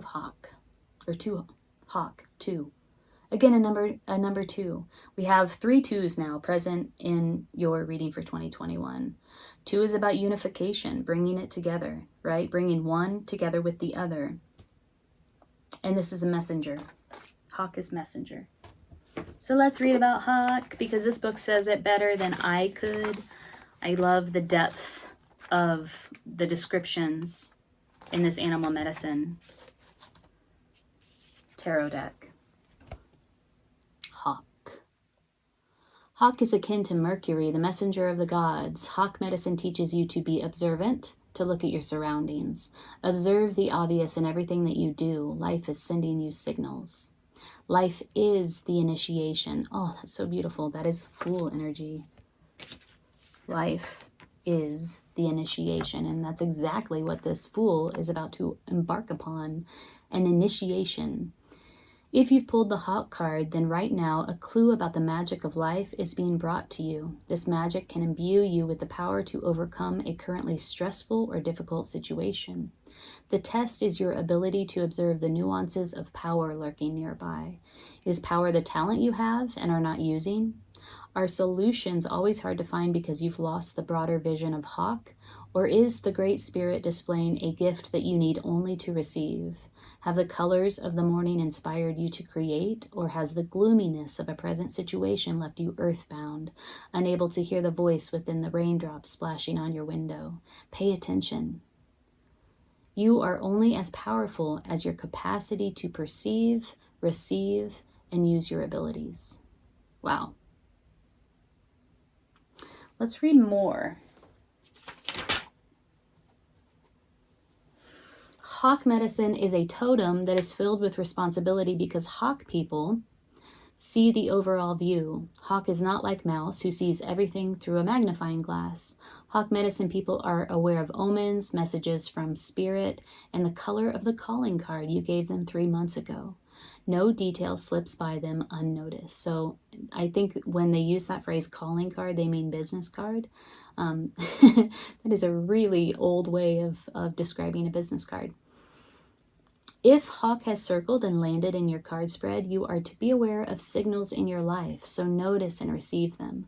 Hawk may be teaching you to grab an opportunity which is coming your way. On the other hand, Hawk may be bringing you the message that you should circle over your life and examine it from a higher perspective. From this vantage point, you may be able to discern the hazards which bar you from freedom of flight.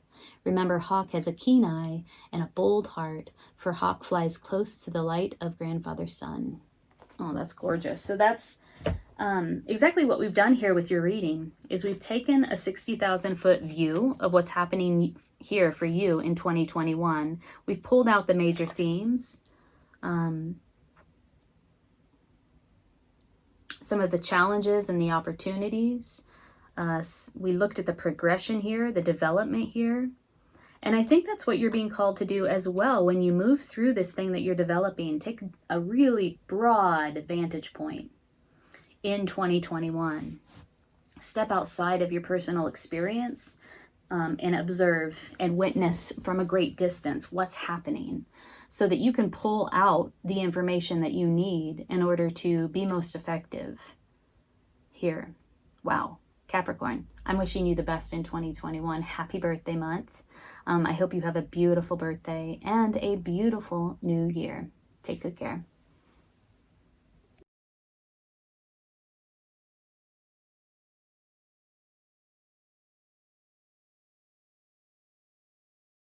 Hi Aquarius, welcome to your yearly tarot reading for 2021.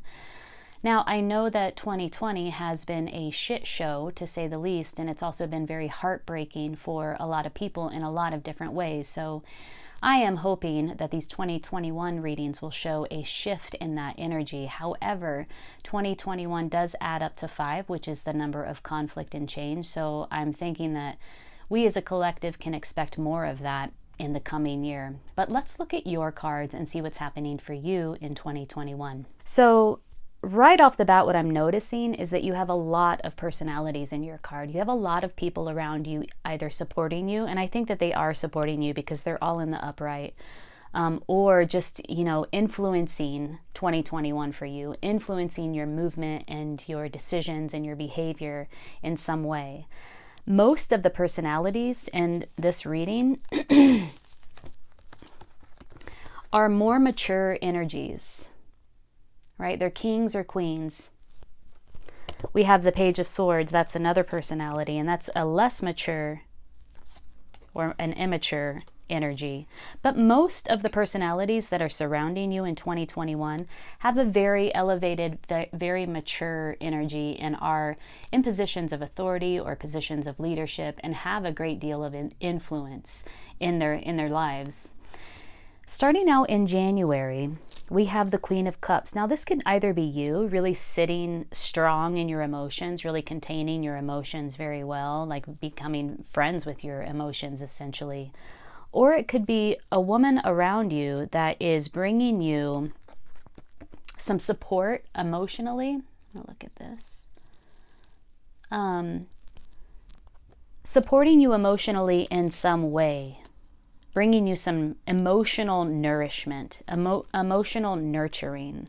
So it's either you really providing that for yourself and sitting strong in your emotions, really accepting the way that you feel, or it could be somebody around you, a mother-like figure that is helping you to recognize and reconcile some of your emotions. Either way, I think January is an emotional month for you. It's a time for you to take a look at your emotions, to sit with your emotions, and to come to terms with your emotions. In February, we have the King of Swords. This King of Swords.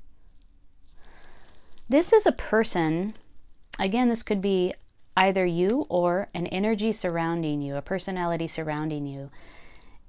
You might have somebody surrounding you that is very intellectual, very good with their words, sometimes cutting with their words. This is a seeker of truth.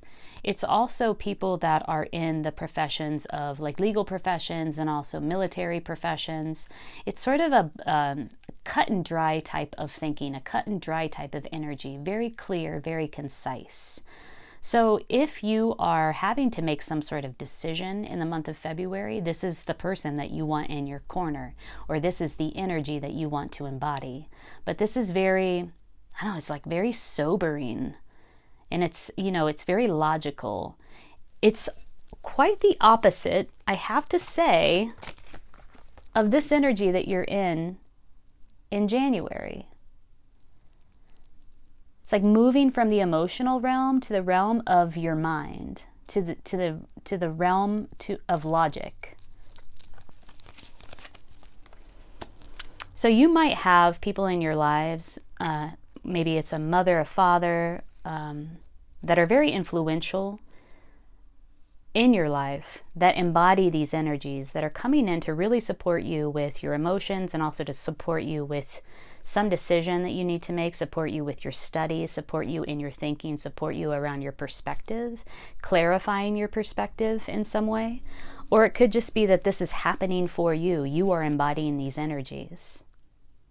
They are very, very, it's like a dualistic type of dynamic happening here in January and February. In March and April, we have the 9 of Wands and the 5 of Swords. This is March, this is April.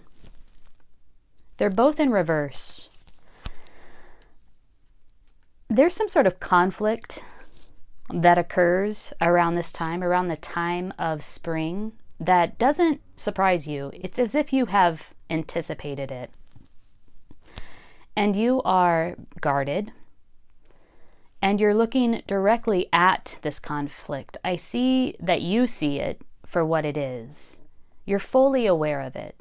And you know that it's not fair, and you know that it's an empty win for whoever this is, whoever this character is. It's a win without compassion, a win without empathy. And you don't like it, quite frankly. But your strength in this situation in March and April is that you see it exactly for what it is, and you anticipated it, and you already had your guard up. So I do feel like you will be able to navigate this time because there's a lot of clarity. There's a lot of, this King of Swords back in February is all about future thinking and future vision. There's a lot of foresight, is what I'm trying to say. and mental strength around preceding this conflict. In the month of May, we have the 7 of Cups. So some confusion, having a lot of options available, a lot of paths, a lot of directions, a lot of options, a lot of choices, and feeling confused around it. Like, which one do I choose? It's about illusion. There's some illusory effect in May. Having to make a choice and not really knowing which choice to make. Everything is veiled. Everything is sort of hidden and illusory. And then in June, we have the King of Pentacles. I really feel like this is another personality in your life that's influential, that's coming in to stabilize things for you. You know, this 7 of Cups here is about making that one right choice for you. And look at how the King of Pentacles is holding that one disc. I really feel like either you're able to make that choice or somebody comes in to help you make that choice. And it's a choice that really solidifies things for you. It brings stability into your life. It brings long-term stability and abundance into your life. And then in the month of July, we have a dramatic shift in the way of the Tower. So something very sudden comes in around the time of July and just shifts things for you in a really dramatic way. It could be potentially very surprising for you. It could also bring about a great deal of illumination, and it certainly is followed by a transformative healing. And that's pretty much always the case, right? And this card actually does follow the Tower in the major arcana because it is natural in human behavior that when we go through something really big that just shakes us to the core or shakes our foundation, everything sort of falls to the ground, is dismantled, then we have to build it back up, right? And how do we build it back up? We heal. We engage in the healing process. And so there's some big shift in July. In August, there's some dramatic healing, transformative healing. And then in August, you get to this place where you're like, I am finally experiencing emotional fulfillment. There really is like a light at the end of this tunnel of healing, and it brings you to this place where I feel like your wishes and your desires, your feelings about what you really want, what really makes you happy, are clarified as a result of this Tower moment, this healing. You really begin to understand around the time of August exactly how you feel, how you want to feel, and what it is that you want, what really makes you happy. That's really beautiful. That's summertime, summer 2021. Now, in September, this character comes in, this personality comes in, the Page of Swords. This is an energy that is impulsive, very immature, spying, gathering research, gathering information, and is going to make a move and take swift action, but with very little thought. So it's sort of reckless and careless, right? It's a disconnect between the heart and the mind. So somebody in September is approaching you in this way. He's looking back at this card. Let me show this. He's looking back. You have finally found what it is that makes you happy. And then you have some character in your life that's really examining it, questioning it, skeptical about it. So you might have to defend your happiness in some way around the time of August and September. And then finally, in October, we have this conservation energy, really holding on to what is yours. Hey, this is mine. It's not yours. This is mine. It's that energy, like very clear, and holding on to it, conserving. Wait, is this? Hold on. What month is this? January, February, March, April, May, June, July, August, September, October, November. This is November. November is usually right around the time where I start to think about my money, because, you know, the holidays are coming up and usually we're spending more than we would like around that time. There's some sort of conservation mode, and also just like a setting of boundaries, like, all this belongs to me. It's that type of energy. And then finally, in December, we have a final closing out of some major thing in your life. It's the end for something. It's the end for something. It's sort of this card is about coming to a natural conclusion of something. Ooh, so what I see when I take a step back and I look at all of these cards, I see a lot of people influencing you in 2021, and most of them are experienced. They have great wisdom. They're in positions of power and authority, and they have great influence in their own lives.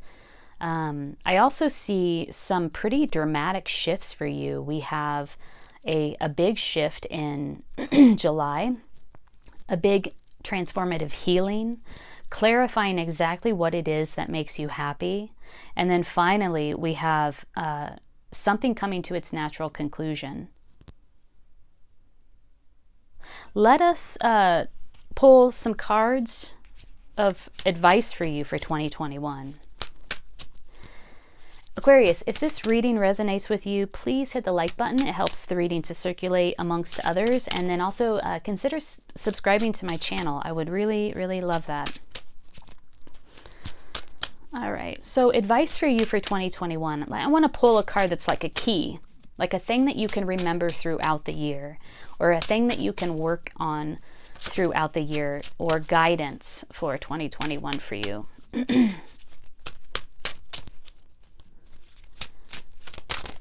Okay. Ooh, grouse. Let's read about grouse.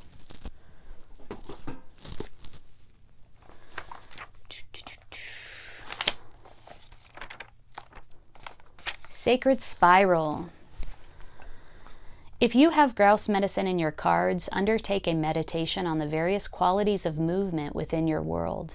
Begin by visualizing the sun as one member of a huge group of stars swirling in the massive pinwheel shape of the Milky Way. Then draw yourself out of this pinwheel of light and into the spiraling of your own DNA's double helix. Dang. An arrangement similar to a rope ladder coiled like a corkscrew. Analyze the way you move through your world. How do you picture yourself in the act of locomotion? What kind of reaction do you create with the energy you send into the universe? What words would you describe the way you move through both the material and spiritual worlds? In the final analysis, is your movement compatible with your greatest desires and goals? Oh yeah, aligning your movement, aligning your behavior with your words, aligning your movement with your desires, aligning your action with your desires and your goals. So you know how some people will say one thing and do another? This is the opposite thing. Say the thing and then do it, and align your actions with the thing that you're saying, with the thing that you're thinking, with the thing that you're feeling. Many spiritual disciplines ask that you cease all external movement in order to recognize the inner life. Grouse medicine, however, is an invitation to the dance. Grouse celebrates the divine source through its sacred spiral dance and offers this dance to you as a gift. You can spend a lifetime learning Grouse's lesson on how to harmonize your dance with Mother Earth's cycles and how to offer the dance as a creation of selfless beauty. I love these descriptions. They are always so beautiful. So the key for 2021 for you, Aquarius, is to align your action with your desires and your goals. So your desires come from the heart, right? And your goals come from the mind. It's like strategic thinking.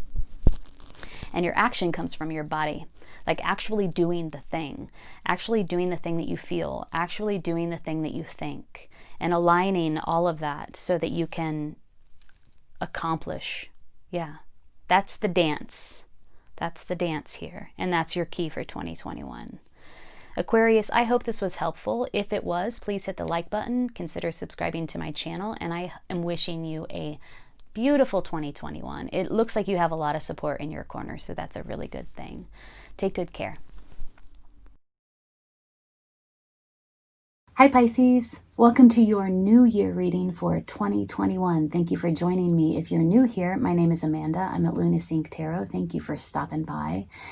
If you're returning, thank you for coming back. I'm really excited to do this reading for you today. I've already shuffled your cards, I've meditated on your cards, and here they are. Pisces, I would like to say that the channel, Luna Sync Tarot, has reached 2,000 subscribers this month. So as a way to say thank you, I'm offering 2 free 30-minute tarot readings. I'll be pulling names on January 1st, so in a few days. If you're interested, leave a comment below. That's where I'm pulling names from. Pisces, I have to admit, when I look at these cards, what I see is a radical 2021, an opportunity for tremendous transformation. You are completing some sort of cycle, and what waits for you is a rebirth or an awakening, like a spiritual awakening of some sort. It's really quite pronounced, and it feels very radical to me. That is why I use that word. So here in January, what we have is the world. I feel like this is an initiation, or no, not an initiation. I feel like this is an invitation for you to complete some sort of cycle in order to get to that place of spiritual achievement, some sort of victory. In January, this portal opens for you. The world with the Queen of Wands suggests to me, again, an invitation. The Queen of Wands invites you to face your shadow self. She's very in touch with those darker aspects of herself. And she's often seen as an invitation to the querent or to the seeker to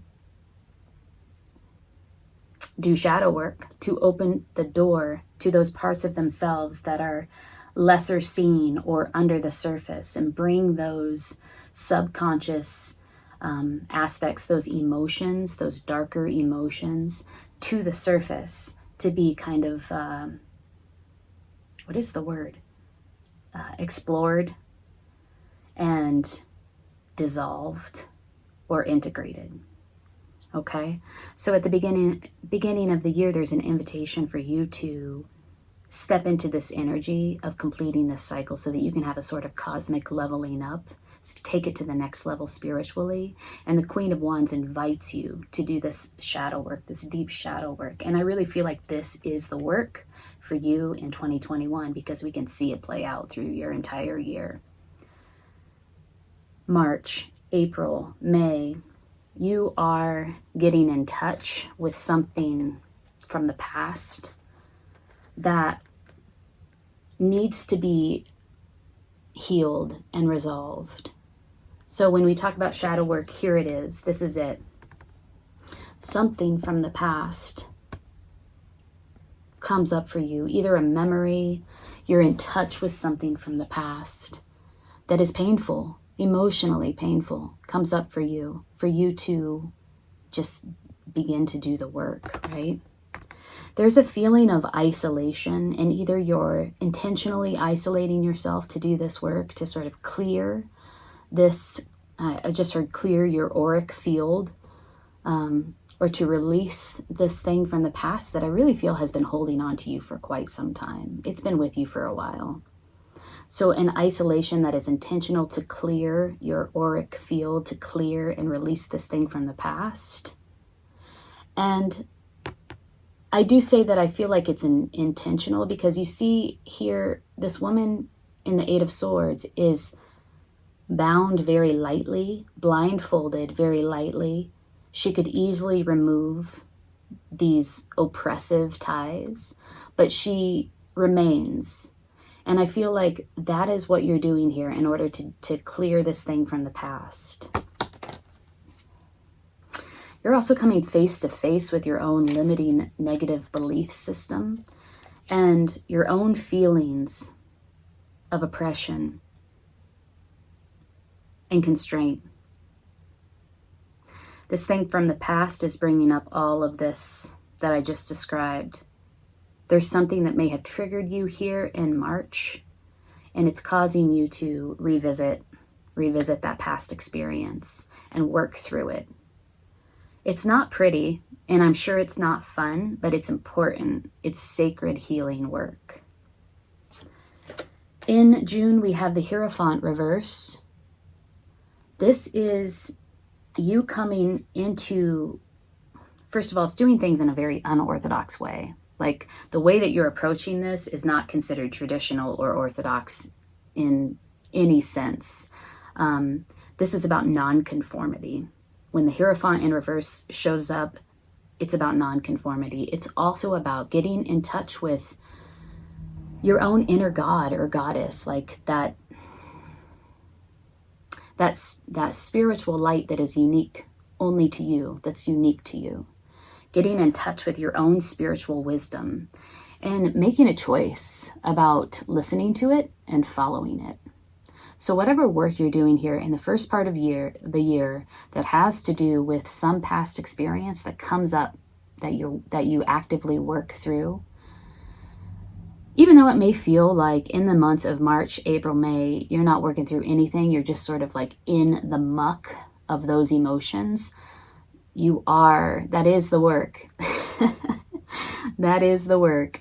And sometimes the work feels like it's not going anywhere. Sometimes it just feels very painful, but it's this shining a light of awareness on your feelings, on that painful experience from the past, on your feelings, your limiting feelings, your limiting beliefs, on those negative, oppressive ties that brings you to this point of recognizing your own spiritual light. This is like a beacon that comes from within, not from without. You know, a lot of people will go to the church, will go to the priest, will go to the reverend, will go to somebody else outside of them or something else outside of them. The Hierophant in the upright signifies that, the spiritual leader, the people coming to the spiritual leader in order to get in touch with their own spirituality. In the reverse, it's the opposite. You are coming to yourself. You are recognizing the divinity inside of yourself, and you're using that. You're following that. That's now your organizing principle. That's now guiding you. It's coming from within. So this work that you're doing in the first part of the year is bringing you to this point. Second part of the year, July and August, there is a hesitation, a concern, a wonder. You're really looking at where you're putting your time and energy. And there's a greater question of like, am I putting my time and my energy in the right place? Am I using it wisely? Am I putting it in a place where I will reap rewards? And is my investment a wise investment? Okay. That's in July and August. There's just sort of, in these 2 months, this sort of reassessment of where you put your time and your energy, and really starting to look more deeply into the return on investment, what you want to be returned to you. And if those two things match up, if where you're putting your energy is going to actually get you what you want or get you what you need. Okay, so there's a reassessment there at the first part of the second part of the year. Let's just say in July and August. Okay, September and October and November. Again, this is really kind of like a mirror of the first part of the year. You know, when we saw these three cards pop up, shadow work, something from the past comes back up for you to work through. This is a mirror of this first part of the year. We have the Star in reverse. We have the Strength in reverse. We have the Page of Swords in reverse.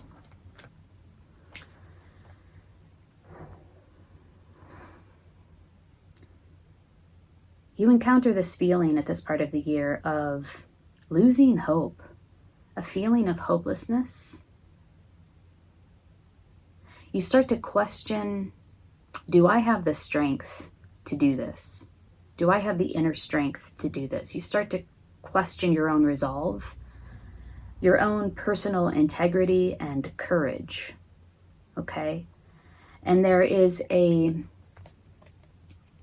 reticence around speaking your mind, and a reticence around sharing your opinion or using your voice to be seen and to be heard. So you're keeping your thoughts to yourself. So again, you have this opportunity to look at where those feelings come from. Bring them to the surface so that they're not operating behind the scenes and driving the bus for you, and dissolve them. Really let the light of the sun, when you bring something to the surface out of the dark, right? The light of the sun works to dissolve the fears, works to dissolve the anxieties, works to dissolve anything that's not true. So let the light of the sun do that for you. And when I say the light of the sun, what I mean really is your consciousness, your own conscious awareness. And in these different parts of the year where you are doing this work and they're mirroring each other really, like in the first part of the year, you encounter this in 3 months. The second part of the year, you encounter this in 3 months. What you are doing is bringing your focused conscious awareness to these very difficult insecurities, fears, anxieties, and allowing your awareness to literally dissolve them so that you can have this rebirth that is waiting for you at the end of the year. This is December. Remember when we talked about this invitation to close a cycle, an invitation to level up spiritually. And this is all of the work that you're doing in order to get to this place, which is an awakening, a rebirth. You hear the call. It's undeniable. And it's like you are rising from the dead. You are rising from the dross of negative past experiences, from the dross of negative limiting belief systems that you have worked throughout the entire year to bring to the surface and dissolve. I also feel like this is the universe stepping in. This is the universe stepping in, because you might get through this year and be like, oh, you know, like, honestly, when you're doing this work, it does not feel spiritual. It feels fucking hard. It feels like you are not going to be able to find your way out. It's difficult work. I do feel like this is the universe stepping in and sounding that horn for you and pulling you out of the dross of it, of that difficult work. But I want you to know and to be very clear that while it may feel very heavy and very overwhelming, and it might even feel like you're not making any progress at all, I'll say that. You are. Keep doing the work. Okay. I'm going to pull a card of guidance for you for the year, for 2021. These are sort of like organizing principles, things that you can refer to, guidance or advice that you can refer to as signposts or guideposts throughout the year. For Pisces. Pisces 2021. If this reading is resonating, please hit the like button so other people can see this reading. Also, consider subscribing to my channel. I would love to have you here. Of course, Owl showed up. And Grouse in reverse. Okay. These are your two cards of guidance for 2021. Grouse and Owl. Yeah, I'd love to have you here. Consider subscribing. Also, leave a comment below if you would like to be entered into the drawing for a free 30-minute tarot reading.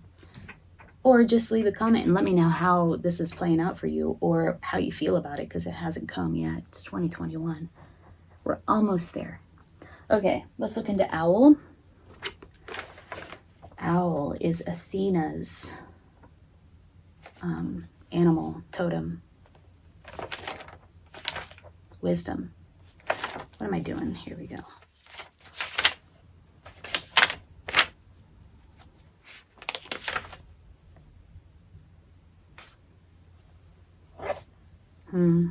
Deception.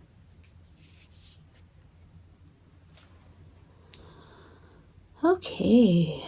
Owl is oftentimes the medicine of sorcerers and witches. If owl is your medicine, you will be drawn to magical practices and perhaps explore the dark arts.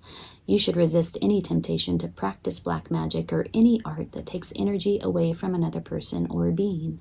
I really feel like this is more of saying more the dark arts, like the shadow self, exploring the shadow side, the shadow aspects. If you have owl medicine, these night birds will have a tendency to collect around you, even in the daytime, because they recognize a kinship with you. Is it any wonder that in many cultures, owl is a symbol for wisdom? This is because owl can see that which others cannot, which is the essence of true wisdom. Where others are deceived, owl sees and knows what is there. There's something about owl that pierces the darkness, which is the work that you're doing. You're piercing through the darkness. Athena, the Greek goddess of wisdom, had a companion owl on her shoulder, which revealed unseen truths to her. Owl had the ability to light up Athena's blind side, enabling her to speak the whole truth as opposed to only half a truth. If owl is your personal medicine, no one can deceive you about what they're doing, no matter how hard they try to disguise or hide it from you. You may be a little frightening to be around since so many people have ulterior motives, which you see right through. If you are unaware of your medicine power, you may have taken your keen insights and abilities for granted. Others never do. You may frighten them and reflect their blindness, for you cannot be fooled. Owl medicine people know more about an individual's inner life than that person knows about herself or himself. So this is 2021 is the year of your inner life. If you have pulled the Owl card, you're being asked to use your powers of keen, silent observation to intuit some life situation. Owl is befriending you and aiding you in seeing the total truth.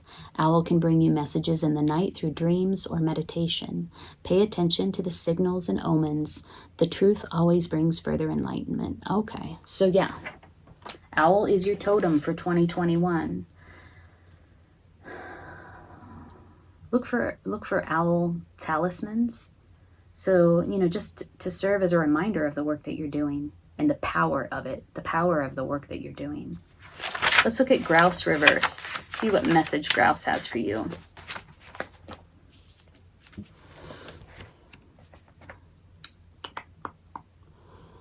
Drawing the Grouse medicine card in reverse position signals a dissipation of energy and lack of control and discipline. It is symbolic of a lost connection to the source and signifies a lack of clear intent behind an outpouring of energy. You may feel like you're in a tailspin or going down the drain. Confront confusion either in yourself or in others who may be in the picture. Examine the way your energy may be causing friction, sparks, or a convolution of a situation that needs clarification. Work towards harnessing your energy and directing it towards clearly defined goals. Such is the nature of the sacred grouse dance. In using the sacred dance as a tool to right contrary grouse, you may also find that it's a tool to center or ground you. In grounding, you are once again connecting to Mother Earth and balancing out the spinning in your head. If you've become so involved with an idea or a problem that you're no longer seeing it clearly, you may feel dizzy or lack in concentration. This is a sign that you've entered the thought universe and are not connected to physical reality. You need grounding if this occurs. Dancing or walking will put you back in touch with Earth and your body. Grouse may then teach you how to notice the energy flows that put you in harmony and balance with body, mind, and spirit. Okay, so that just speaks to me that while you're doing this work, you may feel lost. And an important activity for you to engage in when you're feeling those feelings or throughout this entire year is grounding. Grounding with earth energy in whatever way that works for you. Yoga, meditation, camping, hiking, connecting with earth energy to ground you constantly throughout 2021. All right, Pisces, this is a big year for you. An exciting year. Some painful experiences, some old limiting belief systems are about to come to the surface in order to be resolved so that you can take it to the next level. So I'm wishing you the best in 2020. Take good care.